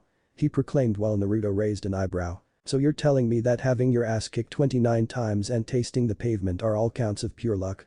I think your mother dropped you on your head when you were born.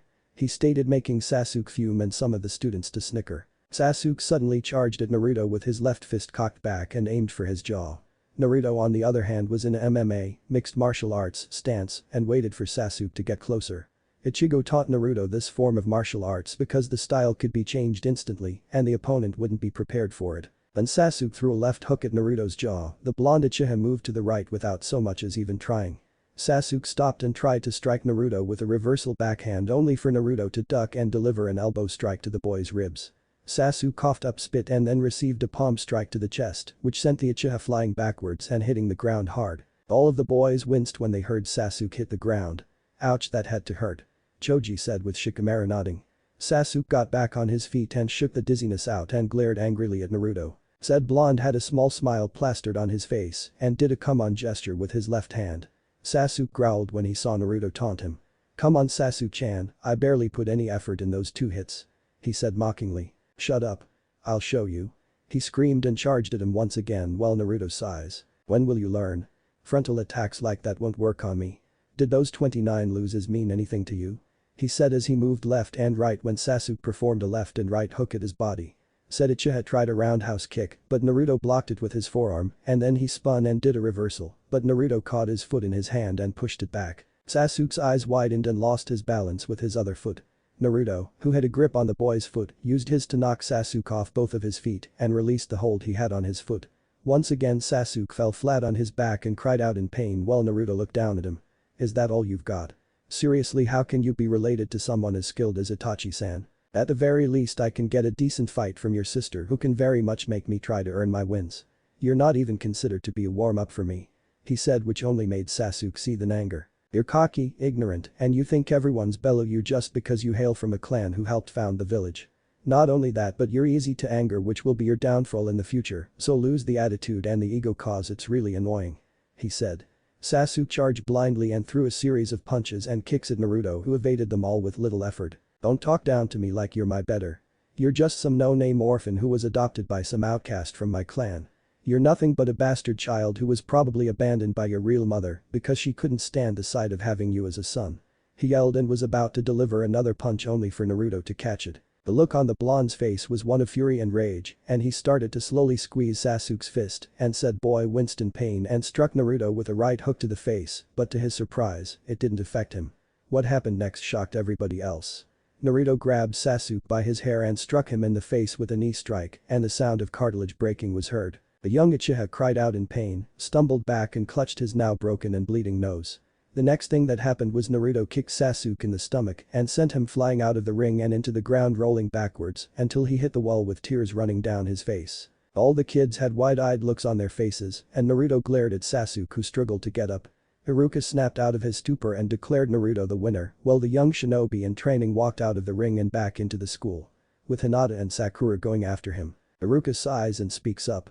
"The rest of you go back in the classroom while I take Sasuke to the hospital to get his nose fixed," he said, walking over to Sasuke and helping the boy up, leading him to the hospital. Lunch break. Naruto was sitting under a tree eating some fried salmon and rice his mother made for him, and then saw Sukina, Sasuke's twin sister, walk towards him with a nervous look on her face.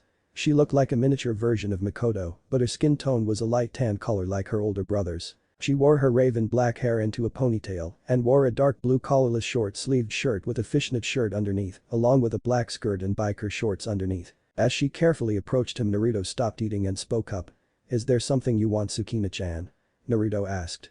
Since he's been in the academy, he apparently likes Sukina more than her brother due to the fact that she didn't have an ego like he did and was respectful to others. Unlike Sasuke, she gained her Sharingan when she was 6, but it only had 2 Tomo in each eye, and she was already adept to using it as well as the other ninja arts. She also had a close relationship with her older brother Itachi, occasionally asked him to help her in using the Sharingan properly, which he did, and even helped her with the basics. Another thing is that she would occasionally hang out with Naruto, Hinata, and Sakura outside of the academy and would train with them now and then, but she did have a temper, especially when it comes to boys think that they were stronger than females, and the last boy that called her weak ended up tasting the pavement and almost beaten near an inch of his life. Another thing was that she developed a small crush on Naruto.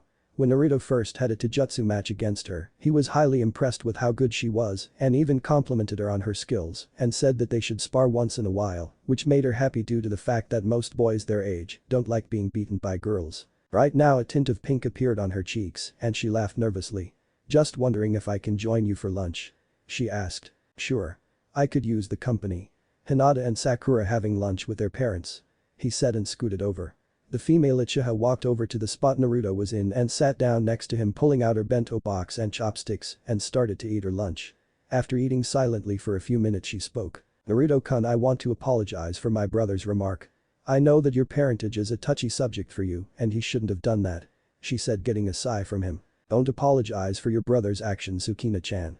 He should be the one apologizing to me, but thanks anyways, but I'm not sorry I broke his nose," he said while she giggles. "Yeah, he actually deserved that, but he should be happy all you did was break his nose, though Kasan not gonna be happy to see him come home with that shiner you gave him," she states.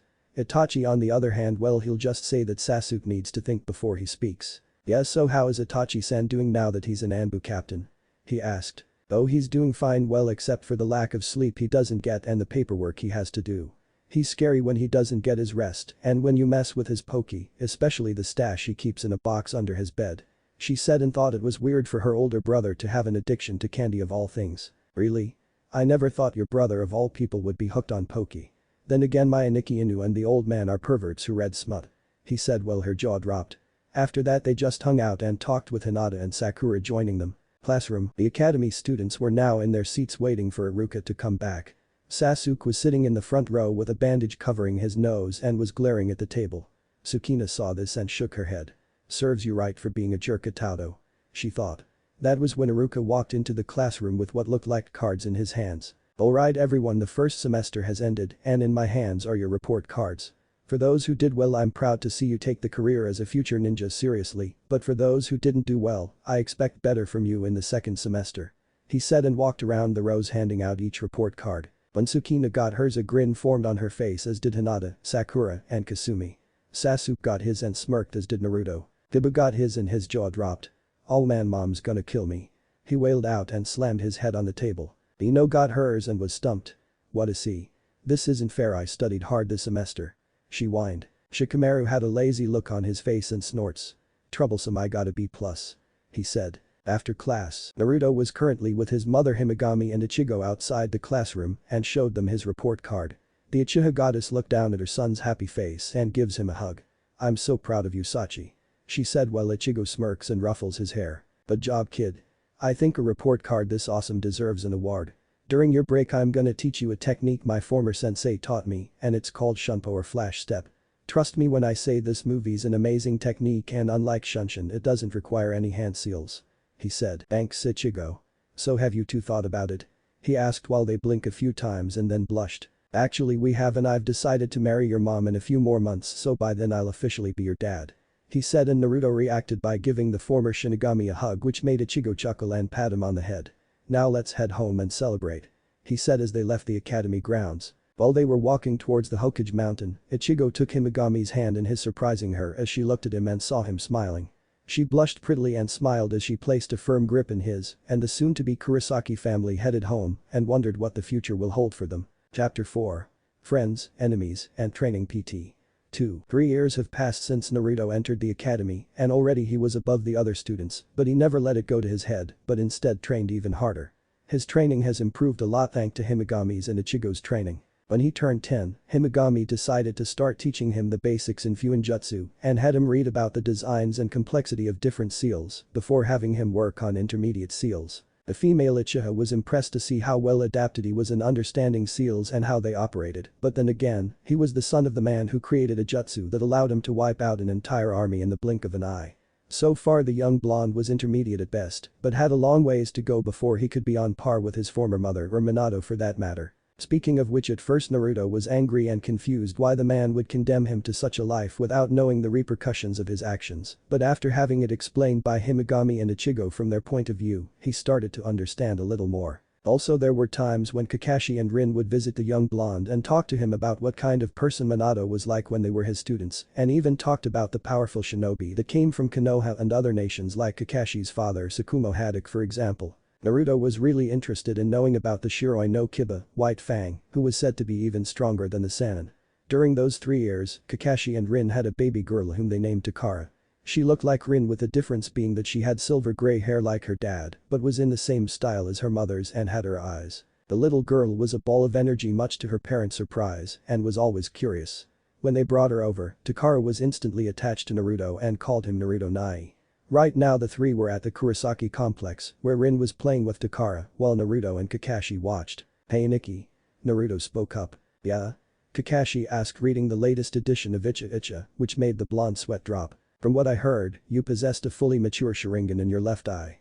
The blonde stated which made the man lower the book and look at his surrogate little brother. Yes I do why? The copy ninja asked. Well I was just curious why you always covered it up. Naruto asked Kakashi who I smiled. That's because I got it from my friend Obito Uchiha as a parting gift. Rin was the one who transplanted it into the eye I lost when we went to go look for her when she was kidnapped by an Iwanin. I can use it, but I have a limit since it takes a lot of chakra from me, plus there's the fact that I'm not an Uchiha by blood like you and your mother are, so I can't use it at its fullest. I heard you gained a fully mature Sharingan during the blood ritual she performed to make you her son in blood.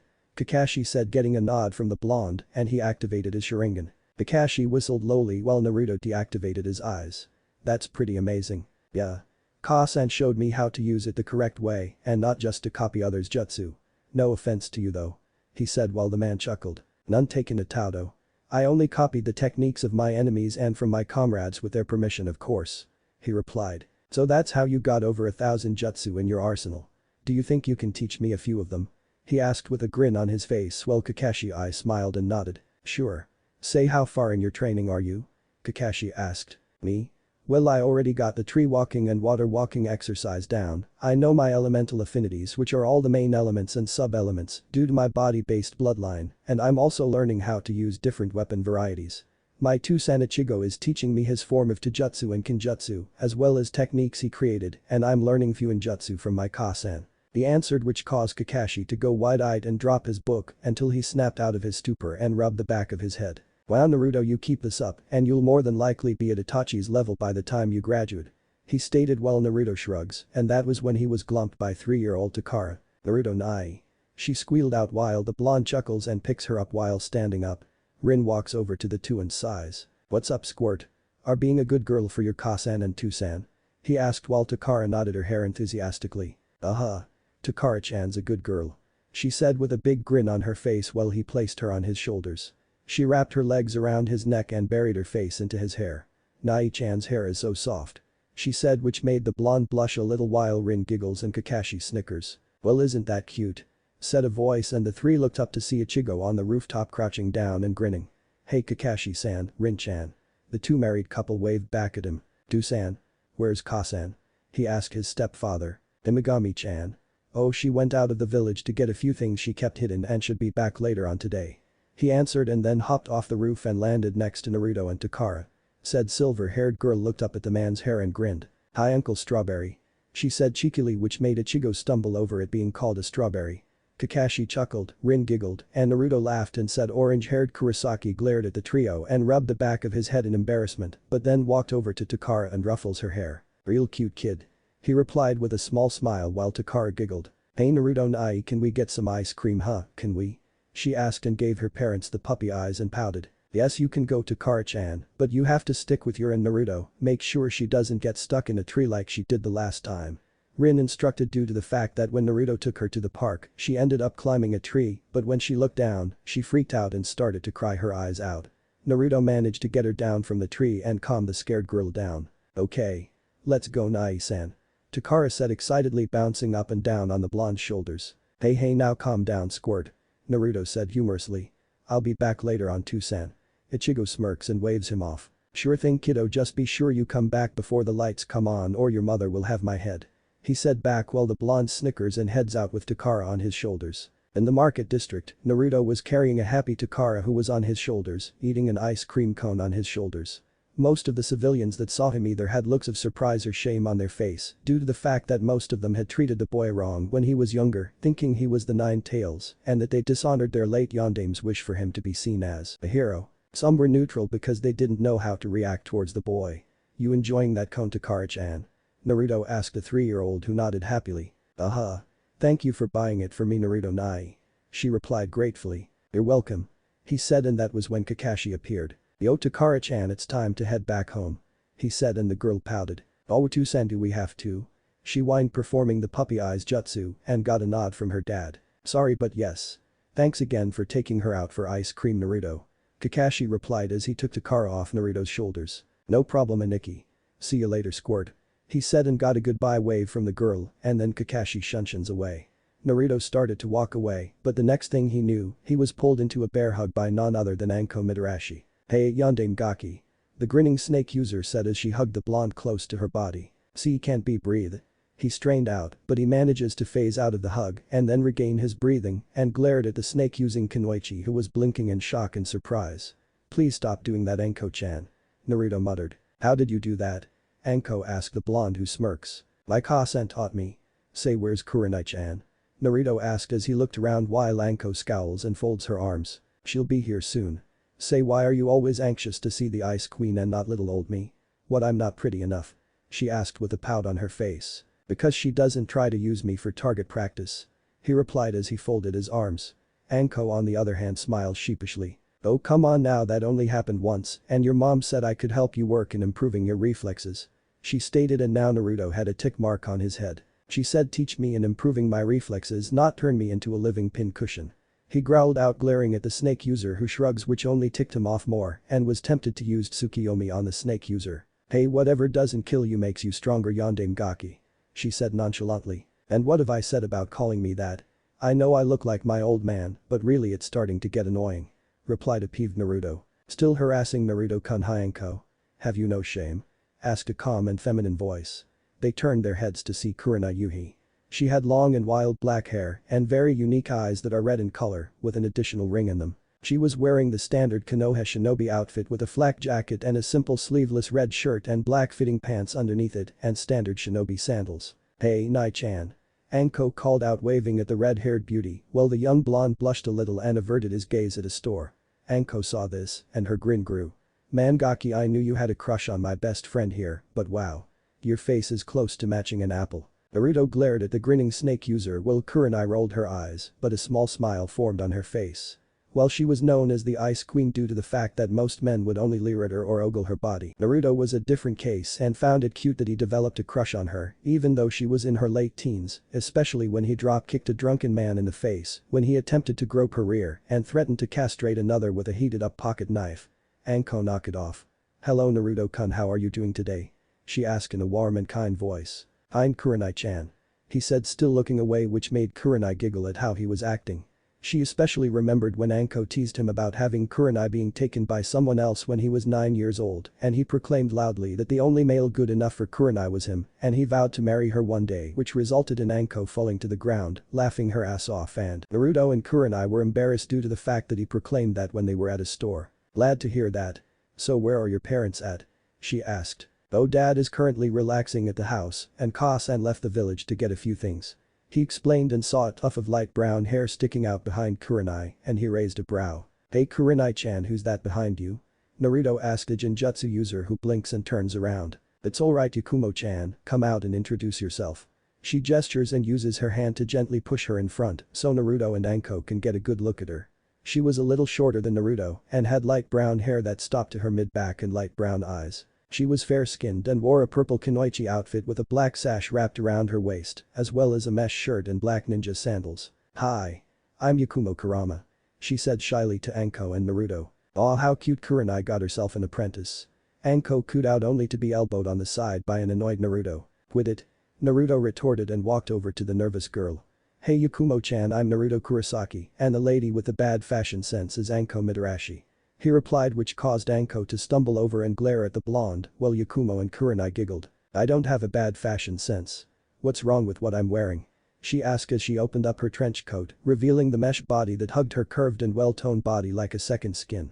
Naruto blushed and pointed to his left, and Anko blinked for a few seconds and looked over to where he was pointing at, and sweat dropped when she saw most of the males passed out with puddles of blood seeping out their nose. "Oh well, they don't count because they're perverts," she said, huffing up while Naruto shook his head and leaned over to Yakumo. "Word of advice, stay away from her if you want to keep your sanity," he whispered, which made her blink. "Is she really that bad, Naruto-kun?"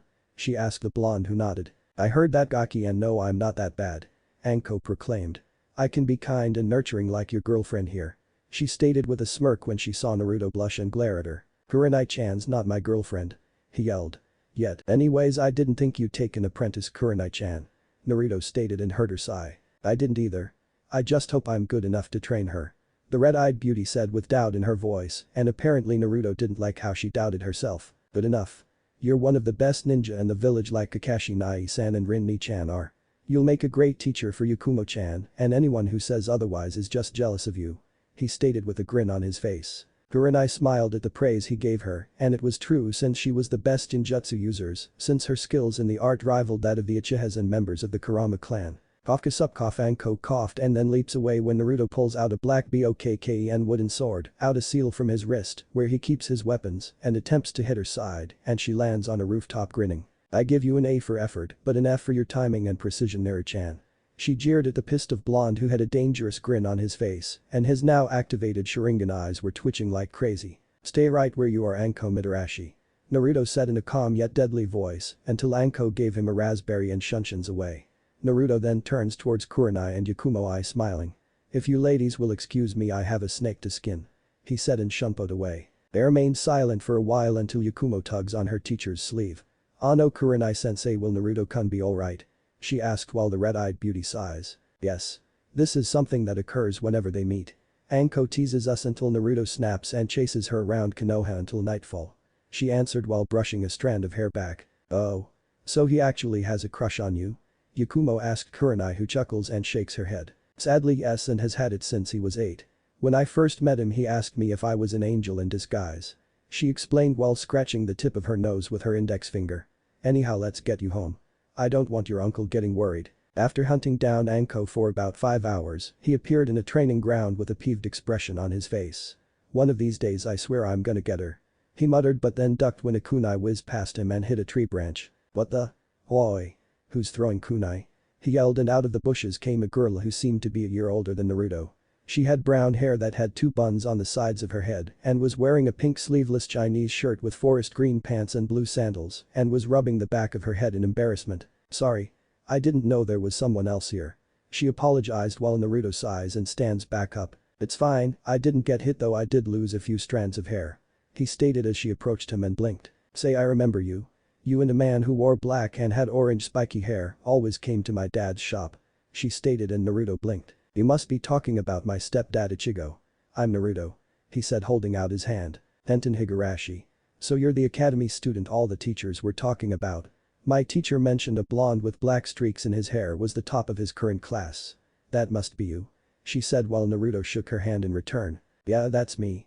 You're in the advanced classes, right? He asked and got a nod from Tenten, and she noticed Naruto's bakken. So you're learning how to use a sword as well?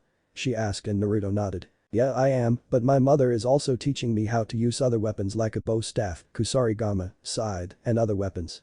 He answered, which made her gawk. Wow, your mom sounds like a slave driver. She said, grinning while he rubbed the back of his head. Tell me about it, but hey, if I want to be a great ninja like she is, I have to go through a little pain, no matter how torturing it is. He said nonchalantly, which made her sweat drop. Okay, she said, rubbing the back of her head. Well, it's getting late and if you ever want to spar in weapon katas, let me know. I could always use a partner's. She said and then left the training field, waving back to the blonde who waves back and was about to leave until he sensed something nearby and activated the Sharingan. Is there a reason why you're spying on me, Kushina-san? Naruto asked in a dangerous tone and the redhead walked out of the forest. Naruto narrowed his eyes at her and held the bakken tightly in his hand, not letting his guard down for a second and channeling wind chakra into it. Kushina noticed this and brought her hands up as a form of peace. Wait please, I didn't come here to try anything, I only came to talk, I swear. She stated while his eyes glowed red for a while to see if there was any form of deception in her eyes. Is that right? And why should I believe you? Naruto asked harshly, which made Kushina flinch at his tone and look at the ground in shame, and that was when Naruto felt a gloved hand on his shoulder and looked up to see Ichigo, who had a stern look on his face. Because she knows that if she tried anything she'd have to deal with me. I witnessed your chase with that Anko lady and I have to say you're getting better at Shunpo. He said, smirking, but then got serious. So Kushina, mind telling me what you want with my son? Kushina looked up at Ichigo and knew he was the Kyuubi and has been taking of Naruto along with Himagami ever since that day and found out that a masked ninja was responsible for him attacking the village and the death of her husband. I only wanted to give Naruto what is rightfully his. She answered and got a raised brow from the man. And you didn't give it to him earlier because? Ichigo asked. Because your wife is very cautious of me and doesn't trust me to go near Naruto and would think I'm trying to pull something. She answered while the orange-haired man folded his arms. Can't say I blame her. He replied, which made her flinch again, and then she reaches into her vest and pulls out a few scrolls and places them on the ground. These scrolls contain the Namikaze clan's techniques, including the ones your father made. The others are from my side of the Uzumaki clan and they each contain jutsu for the different elements as well as the other ninja arts. She said as she backed away from them. Ichigo walked around Naruto and towards the 3 scrolls and eyes them for a while and then looks up at Kushina. They're not booby-trapped, Ichigo-san, as I know what the consequences would be should I attempt to try anything. Kushina assured them and Ichigo looked for any form of deceit in her eyes and saw none. He then picked them up and tossed them to Naruto. She then started to turn around and leave afterwards until she felt a hand grab her wrist and turned her head to see Naruto looking up at her. Thank you, Kushina. Even though I can't see you as my mother, I will not let what happened in the past cloud my judgment. If you want, we can start off being friends.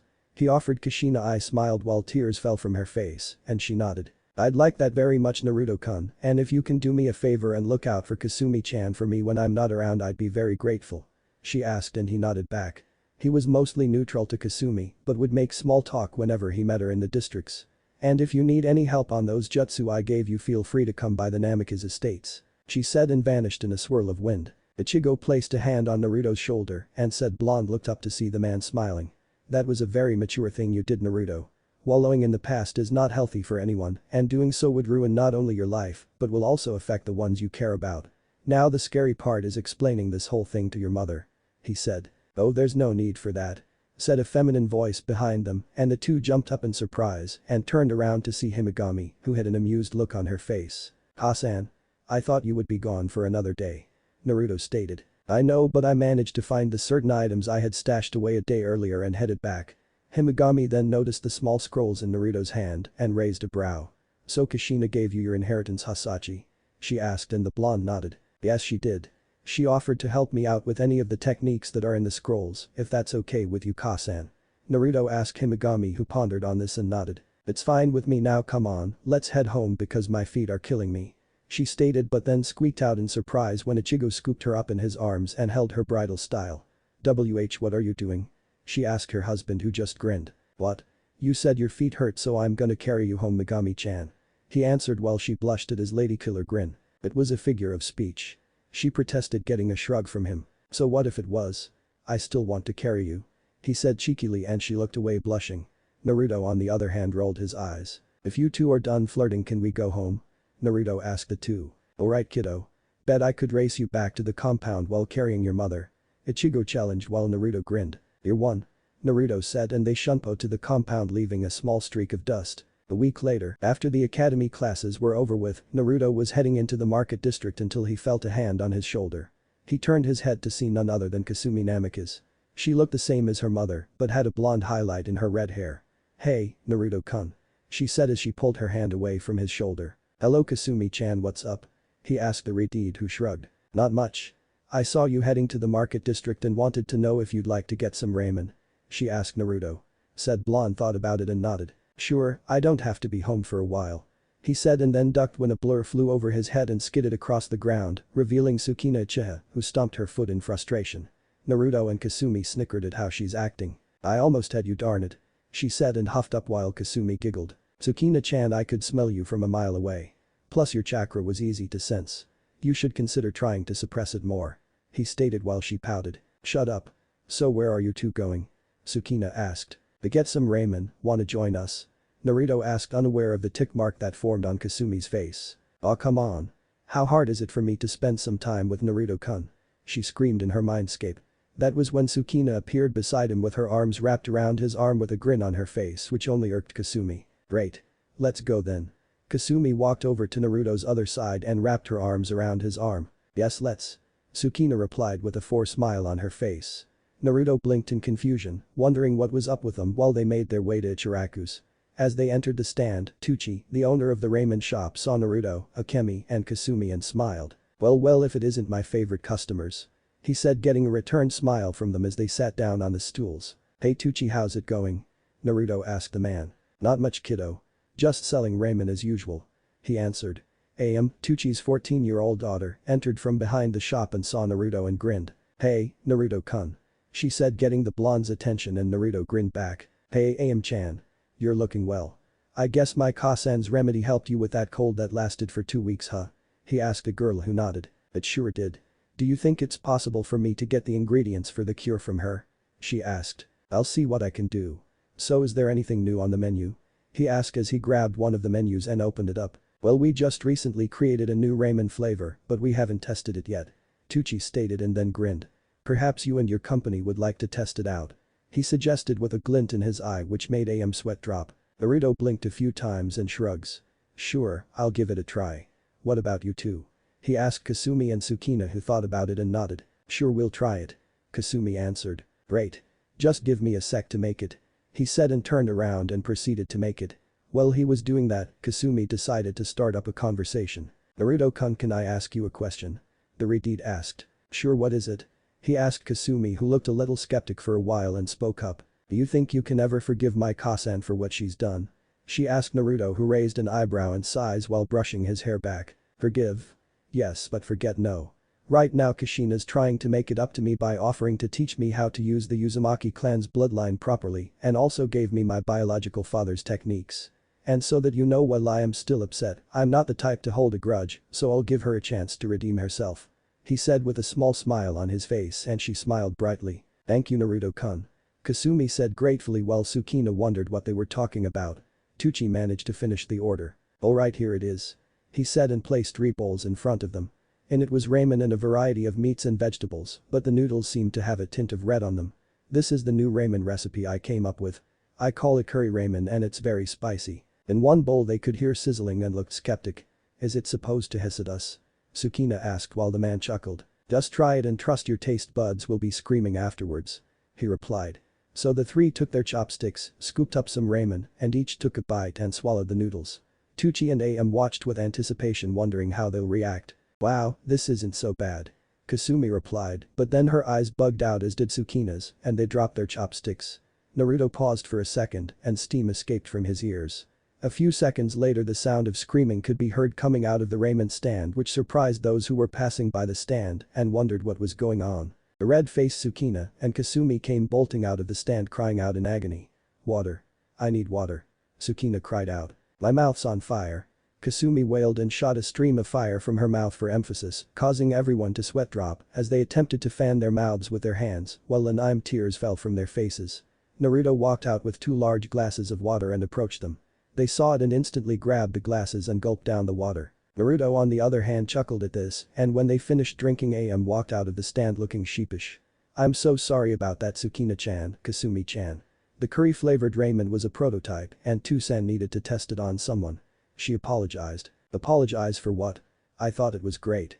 Naruto stated, which made them turn bug-eyed and look at him in disbelief. "What? I like spicy food, especially the type Ka-san makes, so I'm used to eating stuff like that. You two on the other hand are lightweights." He teased, which made them blush in embarrassment and glare at Naruto. After that little scene, the 3 of them just spent their time walking around and talking until they heard the sound of a log being punched repeatedly. "What's that noise?" Kasumi asked. "Don't know.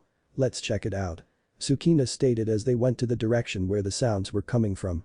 As they made it through the forest, they saw someone who appeared to be a year older than them. He had bug eyes and 2 large eyebrows. His hair was jet black and cut above his shoulders and wore a Chinese attire with blue sandals. He was Rock Lee and was currently punching and kicking a log post repeatedly with, "I must be able to perform 1000 punches and kicks before nightfall, and if I can't do that then I'll do 2000 push-ups and sit-ups before the next sunrise," he said to himself as he continued to strike the post with his fists and feet. The others were watching this and Naruto couldn't help but be impressed. "Man, whoever this guy is, he can sure push himself," Naruto stated. "Judging from the imprints on the training post, he's been at this for at least 2 hours." Kasumi's and Sukina's eyes widened when they heard his comment.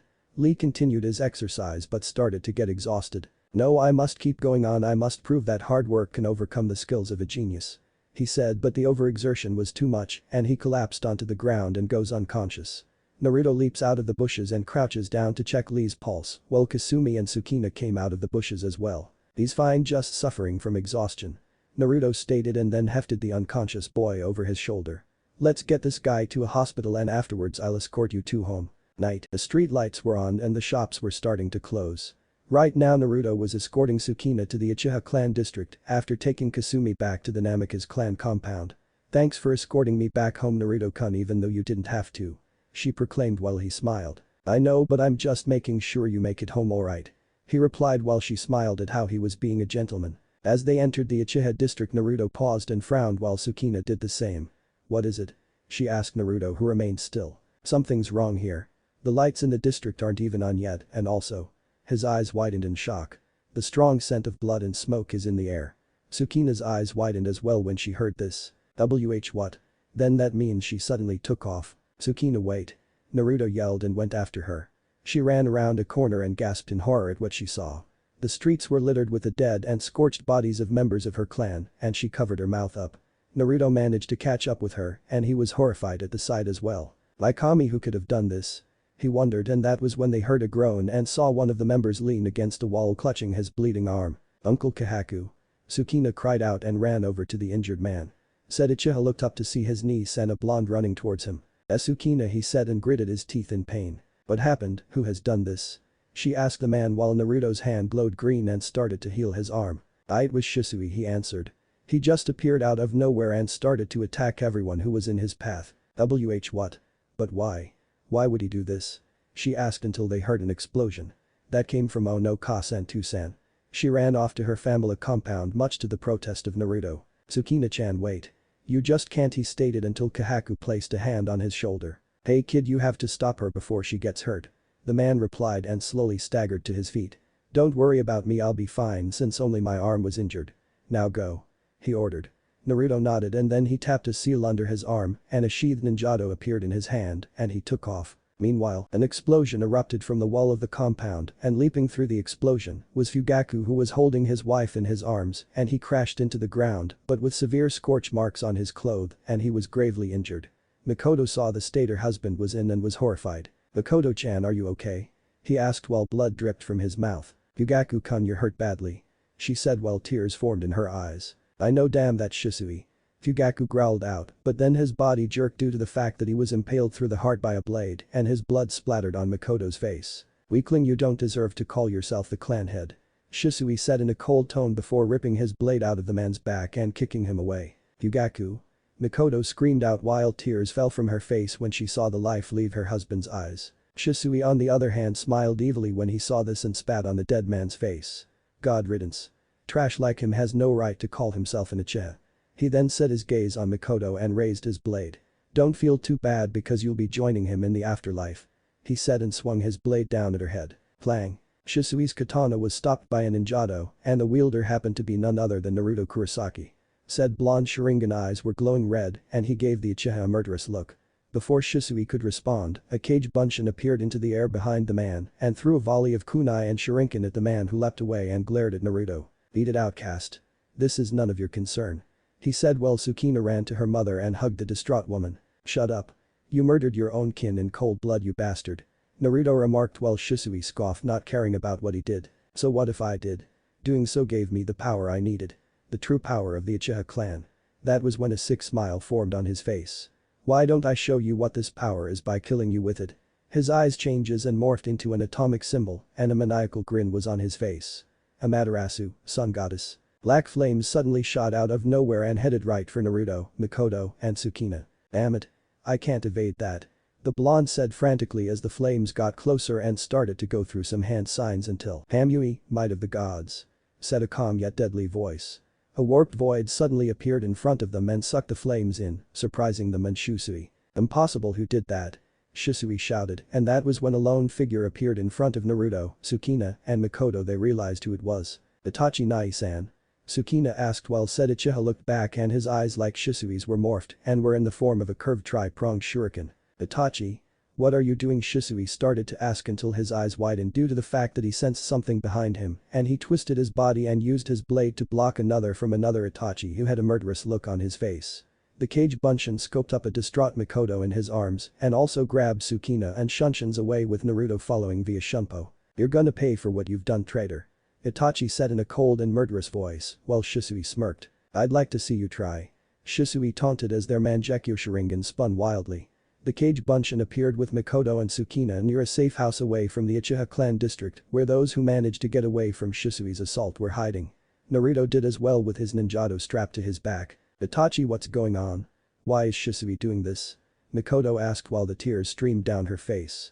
The bunshin was about to speak up until it was hit in the skull by a kunai and dispelled, surprising the group. Well, it looks like I found some stragglers. Said a voice from the shadows.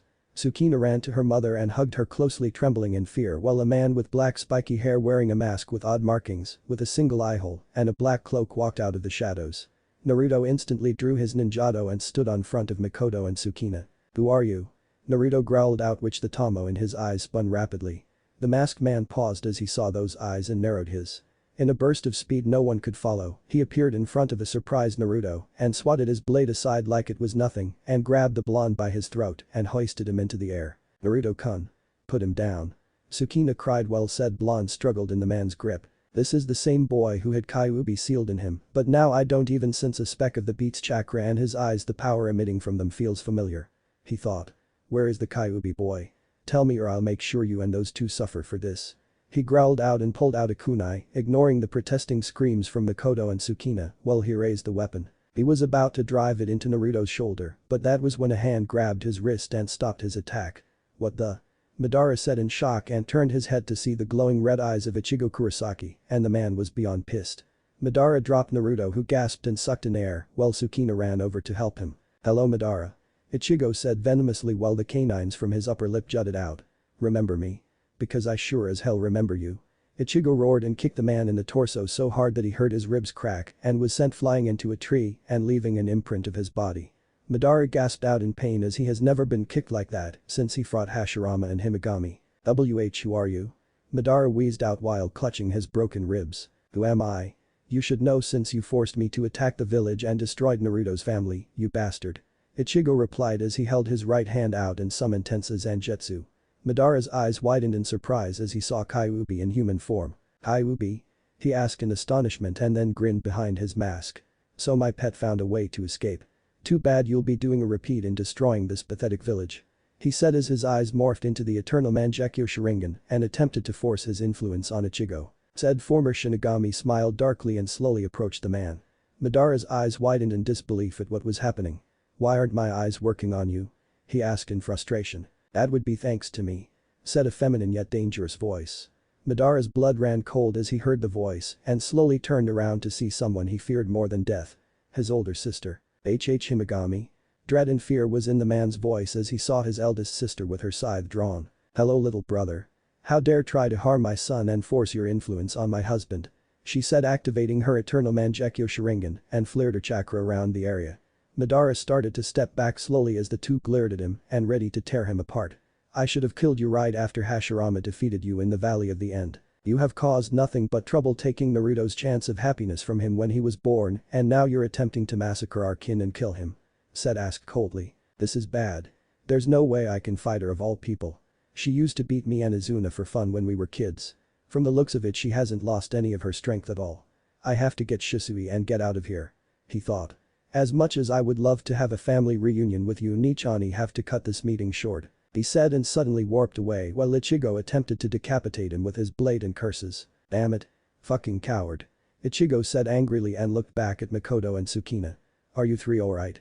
he asked and got a nod from them while Himagami checked Naruto. But Itachi and Shisui. Shisui was not faring well against Itachi even though he gained the Mangekyo Sharingan.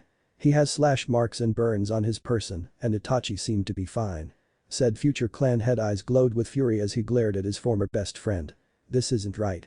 Even though I gained the Mangekyo I still can't beat him," he said in frustration and had to evade a volley of miniature fireballs that Itachi unleashed and deflected the other with his blade. He left himself wide open and Itachi appeared in front to surprised Shisui and delivered a chakra-enhanced kick at his torso and sent him flying into a wall which left a large crater. The master of Shunshin collapsed and coughed up a glob of blood and gave Itachi a hateful look. "How can you still be stronger than me even though I gained the true form of the Sharingan?" he growled out in anger. "Because you failed to expand your horizon. You believe that just because you possess the ultimate form of our clan's bloodline, which you don't, you are invincible. Such foolishness and belief is appalling and leads to arrogance and death. You may have bested the others, but I am on a whole different level." Itachi vanished and appeared behind Shisui with his blade raised. "Goodbye Shisui, and may you suffer in hell for your crimes," he said with no remorse and proceeded to sever Shisui's head from his shoulders until he sensed someone behind him and leapt away from a kunai slash and skidded back glaring at the cloaked figure. "We've wasted enough time here Shisui. Let's go," Madara said and got a nod from the man who glared back at Itachi. "Enjoy this victory while you can Itachi, because next time you won't be so lucky." Shisui spat and they warped away. The eldest son of the late Fugaku deactivated his eyes and that was when a squad of Anbu appeared. "Itachi Taicho, what happened here?" asked Nico while Itachi wiped a bead of sweat from his head. "We were attacked. Inform the Hokage that need a fire in the Uchiha district to help put out the fires. The survivors were sent to one of the clan safe houses at the edge of the village," he explained and got a nod from her. Two of the Anbu shunts away to inform their leader of the incident while the others assisted Itachi in trying to keep the flames from spreading outwards by performing some water jutsu. Chapter 5. Traitors and Teammates. 4 years have passed since Shisui and Madara massacred nearly half of the Uchiha clan. Luckily most of the civilian Uchiha and police force were able to survive the assault. When word got out in the village how Shisui almost wiped out half of his clan, many were shocked at why he would do such a thing. Due to his father's death at the hands of the traitor, Itachi had to take the position as the clan head and the chief of the police forces. Hiruzen also increased the security around the village and Shisui was declared an S-class missing nin who was to be killed on sight by the Anbu and Konoha hunter nin. After that event, Naruto still continued his training under his parents as well as got some assistance from Kushina under Himagami's watch, of course, to make sure she didn't try anything. During those years, Himagami became pregnant and she and Ichigo had a daughter and named her Misaki after Ichigo's mother. Misaki inherited her mother's features but Ichigo's auburn hair and amber eyes. When this event occurred, Naruto was beyond ecstatic in having a younger sibling and would do everything to make sure she was alright, which impressed his parents and friends, especially Himagami. Naruto would sometimes stay the night with his little sister in case she had nightmares and would rock her back to sleep.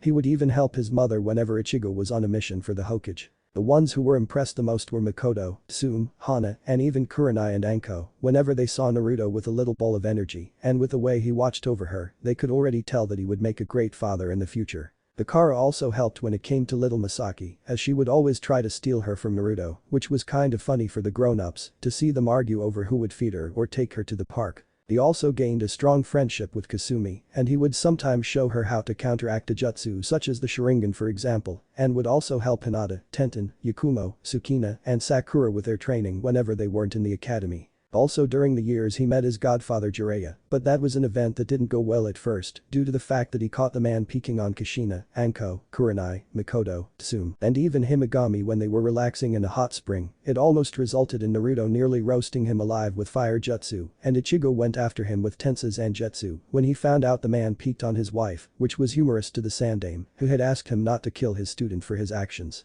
Reluctantly they did, but Naruto burned his research with a fire jutsu and threatened to burn off his manhood if he ever caught him trying that again, which resulted in him getting hugged to death by Anko, Kunai, Kushina, Mikoto, and Tsume, with Jiraiya calling Naruto a lucky bastard, which resulted in him once again getting chased around Konoha by a ticked-off Naruto who tried to fry his ass with fire and lightning jutsu. Afterwards, Jiraiya offered to help Naruto by teaching him some jutsu he created and learned, and taught him a little about espionage, which is what he excelled, since he had a worldwide spy network which impressed Naruto that he could keep up with such a network. He also met Rock Lee, who had declared Naruto to be his eternal rival, especially when he saw him easily beat Neji Hyuga, the so-called next rookie of the year in his age group outside the academy, without even trying and beat someone, even he couldn't beat into jutsu.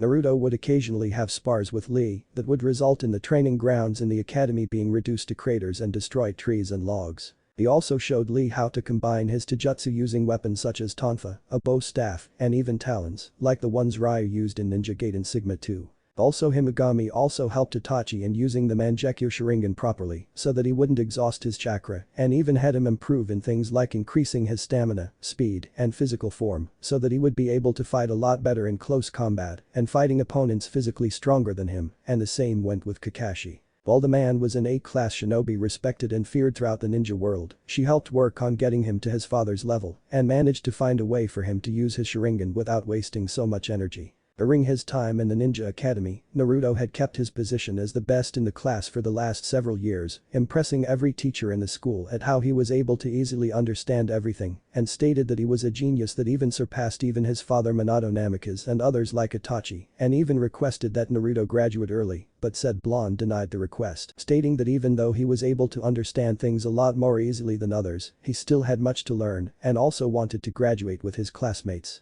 This shocked but impressed most of them due to how humble he was with his skills, since he never flaunts his abilities, nor does he show arrogance like some would. Speaking of arrogance, ever since the massacre Sasuke has become more arrogant than ever, proclaiming that he will be the one who kills Shisui and avenge his fallen clansmen, and even tries to upstage Naruto and prove that he was a true blood and not some pathetic half-breed that was showed mercy from an outcast. But no matter how many times he tried to taunt or call Naruto names, the blonde would just ignore him and walk away stating he has better things to do than listen to some trash who doesn't even come close to matching his brother or sister in terms of skill, which would piss the boy off since he really didn't have the Sharingan and both Naruto, Sukuna, and Itachi did, and the latter's having fully matured ones at best and the second stages. Naruto gained his through pushing the limits of his eyes like his mother did, but only had the first stage of the Mangekyo Sharingan, thanks to her blood and spiritual energy being stronger than any other Uchiha's. He also got along well with Shino, Choji, Shikamaru, and Ino once she got the fangirl knocked out of her by Sakura. The only problem was Kiba due to the fact that he kept trying to get Hinata to go out with him with the girl kindly refusing since she didn't like Kiba that way and it irked the Inuzuka, and there were times where he tried to make advances on her but they were mostly stopped by either her female friends or Naruto, who would literally beat the crap out of him for trying to make advances on his little sister. As I said, Hinata will look up to Naruto like he is her older brother, as will Hanabi. One time Hinata had enough and Jaikin's gentle fists him right between the legs, which resulted in him going to the hospital for a few days, and Naruto and his classmates laughed their butts off when she did that. Right now, the soon-to-be genin were in the classroom and each passed their graduation exam so that you know they're wearing their Shippuden outfits and are 15. Naruto changed over the years due to his training under Himagami, Ichigo, and Kushina, who is making amends for her actions against Naruto for abandoning him. His hairstyle was a mixture of Minato's and Ichigo's when he exits out of the Dangai realm to face Aizen, but it was still a darker yellow color and had black and red streaks in his jaw-length bangs. He wore an open crimson shirt with long wide sleeves with a black muscle shirt under it. He also wore a pair of black Anbu-style pants with a matching color obi around his waist and black Anbu-style sandals, as well as black fingerless gloves on them. On the back of his shirt was a yin-yang symbol in gold and on the back. Under the sleeves of his arms, he wore a pair of black gauntlets with silver edges on them, like the ones Ryu Hayabusa wore. Tsumi also changed over the years. Like her mother, she wore a matching red and black open jacket and pants, wearing a black tank top that stopped to her midriff but wore a fishnet shirt under it and black sandals. She kept her long red hair up into a high ponytail and also wore a black choker around her neck as well as 2 earrings that had a whirlpool symbol on them. Like her, Tsukino also had the toned body of an actual kunoichi. She wore a dark blue strapless shirt with long sleeves that hung off her shoulders and wore a short white vest over it with a red sash wrapped around her torso as well as black biker shorts with black sandals and also wore black fingerless gloves as well as a dark blue choker around her neck and like Kasumi, wore the symbol of her clan on her earrings. Right now they each had passed their exams and were all wearing their forehead protectors, either around their arms, foreheads, or waist, and Naruto was congratulating them in getting this far in the academy and wishing them luck in their ninja careers and announced that Naruto was this generation's Rookie of the Year with Kasumi and Tsukina tying with the Kunoichi of the Year. After graduation, every parent or relative was congratulating their child in graduating and starting their career as ninja for the village. Naruto was currently with Himagami, Ichigo, Masaki, Kakashi, Rin, and Takara. Congratulations Atato, or should I say Rookie of the Year. Kakashi replied while ruffling his little brother's hair, much to Naruto's annoyance. Aniki, stop it. The young blonde swatted his hand away while the copy ninja chuckles. Rin gives Naruto a hug while Takara and Masaki glomp his legs talking about how their big brother was going to become the best ninja in the whole world, much to his embarrassment and his family's amusement. That was when he was tackled into a hug by Sakura. She wore a sleeveless red shirt with fishnet under it, as well as a pair of dark red fingerless gloves and black biker shorts that stopped above her knees but hugged her figure, which was that of a kunoichi in training. Her hair was a dark pink color and was in a single braid that hung over her right shoulders. Naruto-kun, we did it. We're finally ninja. She said as her face was full of excitement while the blonde chuckled and responded with a one-armed hug that made a blush form on her face. My Kami, he's got muscles on his arms. And his chest, she thought. We sure did, Sakura-chan. I bet your parents are real proud of you, especially your dad. He replied and she nodded in excitement. Her father Nishiki Haruno was ninja who was highly skilled in archery and jinjutsu like Kunai was. He was so good that he could easily shoot down a fly and pin it to a wall without killing it and spent his time teaching Sakura how to use a bow and arrow in both close, mid, and long-range combat, and the man had an affinity for wind, lightning, and fire, which made him even deadlier. Yeah, he's really proud of me and got me my own bow for doing so well. I can't wait to test it out on the missions we're gonna do in the future. She said in an excited tone while Naruto chuckles. And I can't wait to see you in action with it either. The blonde replied back and noticed that Mizuki was silently walking away from the other parents and appeared to be plotting. Himagami noticed it too, as did Ichigo, and they looked at their son. That team's planning something stupid. Naruto remarked as he knew that Mizuki has always had it out for the blonde and always tried to find ways of trying to ridicule Naruto's academics until he was put in his place by Hiruzen, who threatened to deal with the man personally if he kept this up. It was now night time and Mizuki was in the forest grinning like he had won the lottery. The reason for that is because he had managed to steal the forbidden scroll when he killed a Chunin that was guarding the Hokage vault and managed to swipe it after the alarm went off. Finally, I'll no longer be held back by this weak excuse of a village and gain the power Orochimaru-sama promised that'll make me even stronger than the Hokage. He said gleefully as he hopped off a tree branch. His senses alerted him and he was forced to leap back onto the ground as several kunai were embedded into the tree he was formerly on and looked around frantically. Shit, did the Anbu manage to catch up with me, he thought as he looked around. He was unaware that the area behind him had rippled and swirled, and appearing from the vortex was none other than Naruto, who cocked his fist back and struck the unaware traitor in the jaw so hard that he was sent flying into a tree and hit the ground. Well, would you look at what I found. The most sacred scroll in the village getting stolen by a traitor. Mizuki turned his head, revealing his busted and bleeding lip as well as the blood dripping from his forehead, and saw none other than Naruto, whose Sharingan was active. Said Chunin sneered when he saw the demon brat with the scroll in his hands now and stood up while spitting some blood out. You? What are you doing here, brat? Mizuki growled out. Hunting you down, of course, though I have to say I was expecting a challenge when searching for you. Your chakra trail was so easy to follow, it was pathetic. How did someone of your lack of skill become a Chunin in the first place? I mean seriously, my little sister is more skilled in hiding her presence than you are right now. Naruto replied in a mocking tone which pissed the Chunin off due to the fact that a current graduate was mocking him, an elite ninja of the village. You dare mock me, you little shit. Hand the scroll over and I might consider letting you live. He tried to threaten, but Naruto merely scoffs at the murderous intent he tried to influence onto the blonde. I have a better solution. Surrender now and I'll consider leaving all of your limbs intact. He suggested as his expression becomes cold and murderous.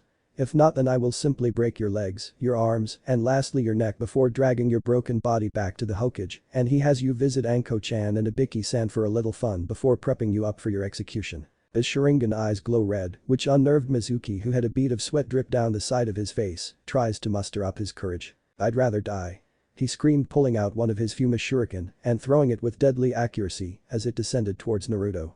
Said blonde clenches his fist and his fingers shift from their tan color to pitch black, and Naruto brought his hand up. Mizuki grinned in glee as he assumed that his weapon would tear Naruto's arm apart, only for him to hear a clang, and the projectile clangs as it was caught in Naruto's hand. "What? But how?" A startled Mizuki asked while a smirk appeared on Naruto's face.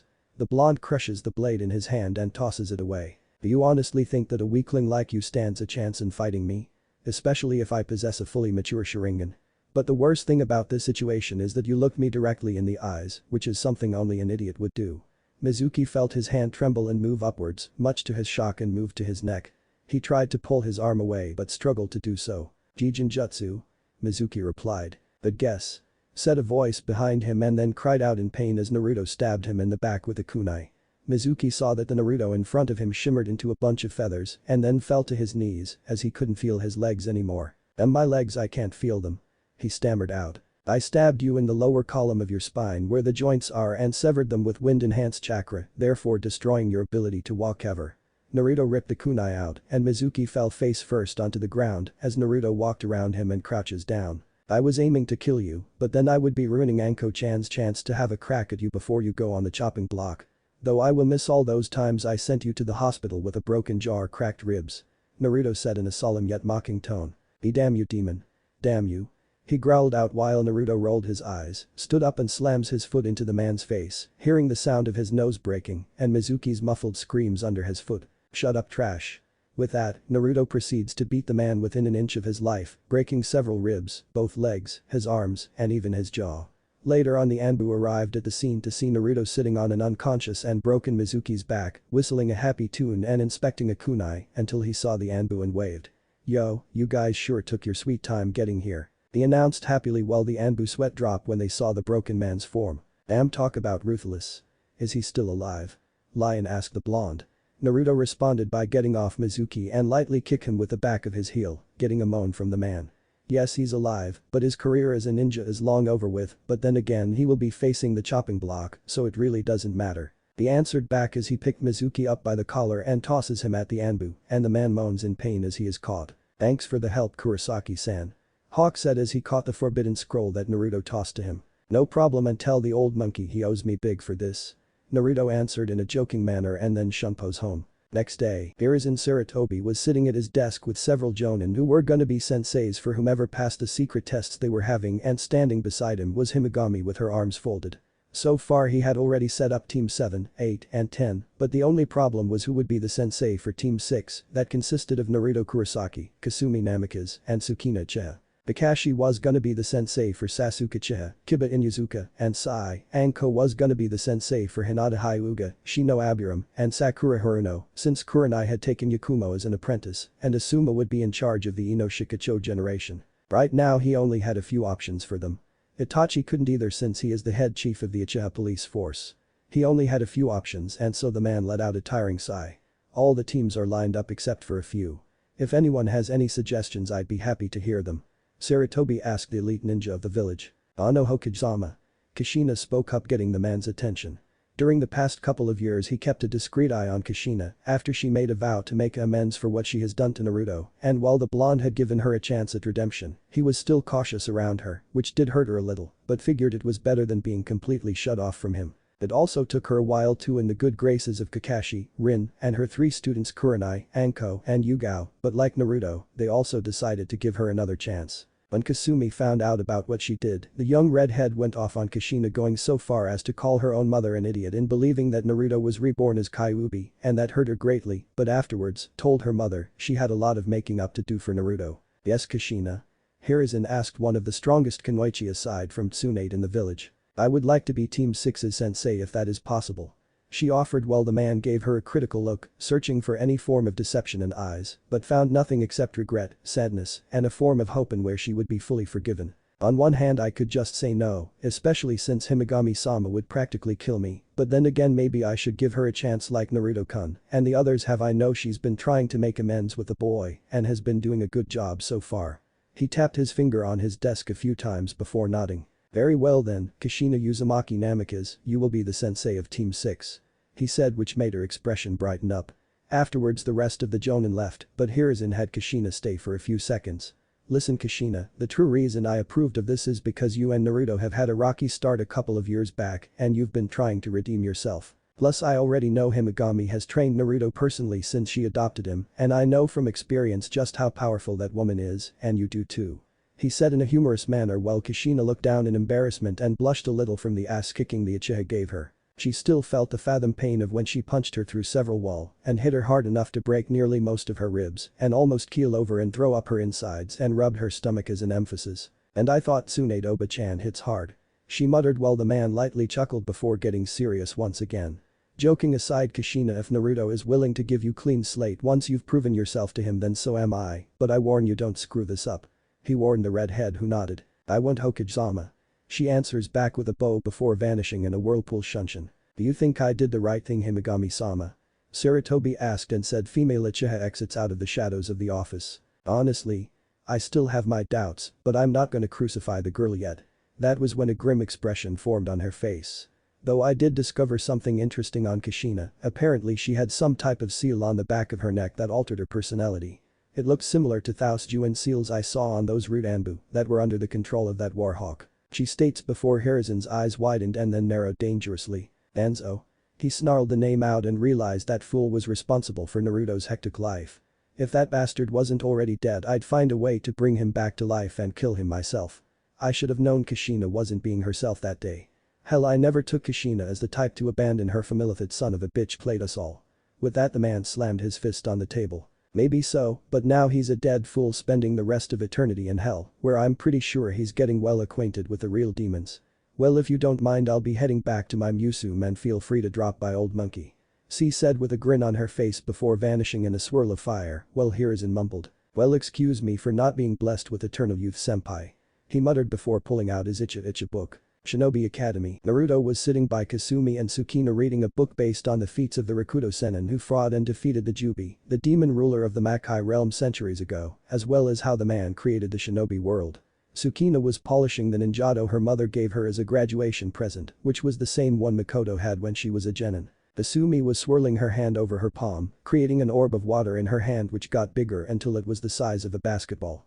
She then held the water ball in her palm like it was a water balloon and grinned as she set her sights on Kiba who was sleeping on the desk. She then brought her own other hand behind the water ball and aims it at the back of Kiba's head. Naruto saw this out of the corner of his eyes and his lips curve up into a small smile before Kasumi flicked her finger and shot the balloon at Kiba and hits him dead on in the back of his head, making him jump up and awaken from his slumber and scream in surprise while the rest of the class laughed at him. He growled and turned his gaze at Kasumi, who was pretending to read the same book Naruto was reading and growled before sitting back down. Bitch. He muttered before yelping out in pain as he was hit across the head by a textbook by Kasumi, who had a tick mark on her head and her brow twitched at the name, and now the Inuzuka was sporting a lump on the side of his head while Naruto chuckled at what happened. Afterwards Iruka entered the room and informed them of their role as ninja of the leaf before introducing the team formations. Team 6 will Naruto Kurosaki. Naruto closed his book and listened intently and inwardly praying to Kami that he wasn't put on a team with Sasuke or Kiba since all they would do is try to upstage him and disliked with a passion. Kasumi Namikaze, the Redeed's expression brightened up. And Tsukina Uchiha. He answered. Yes. Tsukina jumped out of her seat with her hands in the air, accidentally sending her ninjato flying into the air and getting embedded into the ceiling. Tsukina froze for a few seconds and looked down to see the other student staring at her before she quickly sat back down with her face matching the color of an apple and sinking into her seat, trying to be invisible. Sorry. She mumbled. Anyway, your sensei will be Kushina Uzumaki Namikaze. He answered. Kasumi's eyes widened in wonder while Naruto simply raised an eyebrow. Tsukina was still red-faced while Iruka announced the rest of the teams. Team 7 will be Sasuke Uchiha, Kiba Inuzuka and Sai. Your sensei will be Kakashi Haddock. Iruka answered getting a complaint from Kiba while Sasuke just scowls and Sai remains impassive. Team 8 will be Shino Aburam, Hinata Hyuga and Sakura Haruno. Your sensei will be Anko Midarashi. Iruka announced before paling at the name and looking at his students. Dear Kami. Both he and Naruto say at the same time before Sakura and Hinata pale in fear while Shino was raising an eyebrow, curious about who their new sensei was. And finally Ino Yamanaka, Chouji Akimichi and Shikamaru Nara. Your sensei is Asuma Sarutobi. That was when each of the senseis appeared in the room, well except for Kakashi. "Where's Iniki?" Naruto wondered as he looked around before the door opened, and entering the room was an irritated Rin dragging a swirly-eyed Kakashi into the room, bound by rope with a large lump on his head. The man's pure sweat dropped at this as Rin dropped him on the floor before waving happily at Naruto and leaving. "Well said." Blonde chuckled at this and shook his head in amusement. That was until he was glomped by a happy Anko who buried his face in between her breasts. "Hey, Senku-kun." She squealed out in delight while Naruto struggled to escape and push her off. Most of the males were either gawking at the form of expression or getting a bloody nose while being jealous of Naruto for the position he's in, while Sakura, Sukina, and Kasumi were seething at what Anko was doing to their Naruto. Zed finally managed to push his head out of her chest with a flustered blush on his face and glaring at a grinning Anko. "Anko-chan, let go of me or I gonna tell Saruoji to ban you from eating dango for a whole month." He warned the purple-haired Kunoichi, whose eyes widened in fear and returned back to her position and rubs the back of her head sheepishly. "Damn it, why does he get all the hot chicks?" Kiba complained but was ignored. "So which one of these maggots is gonna be my playthings?" Anko asked out loud, eyeing the students like a predator, and saw Kasumi pointing to Sakura, Hinata, and Shino, and her grin grew sadistic. "Happy birthday to me." Sakura and Hinata were gulping, while Shino was shivering in fear a little as she rubbed her hands in an evil fashion. Kushina sighs at her former students' antics before setting her gaze at Naruto. "This time I will make things right, Naruto-kun, no matter what." She swore. What if Naruto trained by Madara Kushina bashing? Thanks for watching my video till the end. If you enjoy this content, then do consider subscribing to my channel and leave a like if you guys need the next part, comment down, and thanks for watching the video and see you guys in the next video.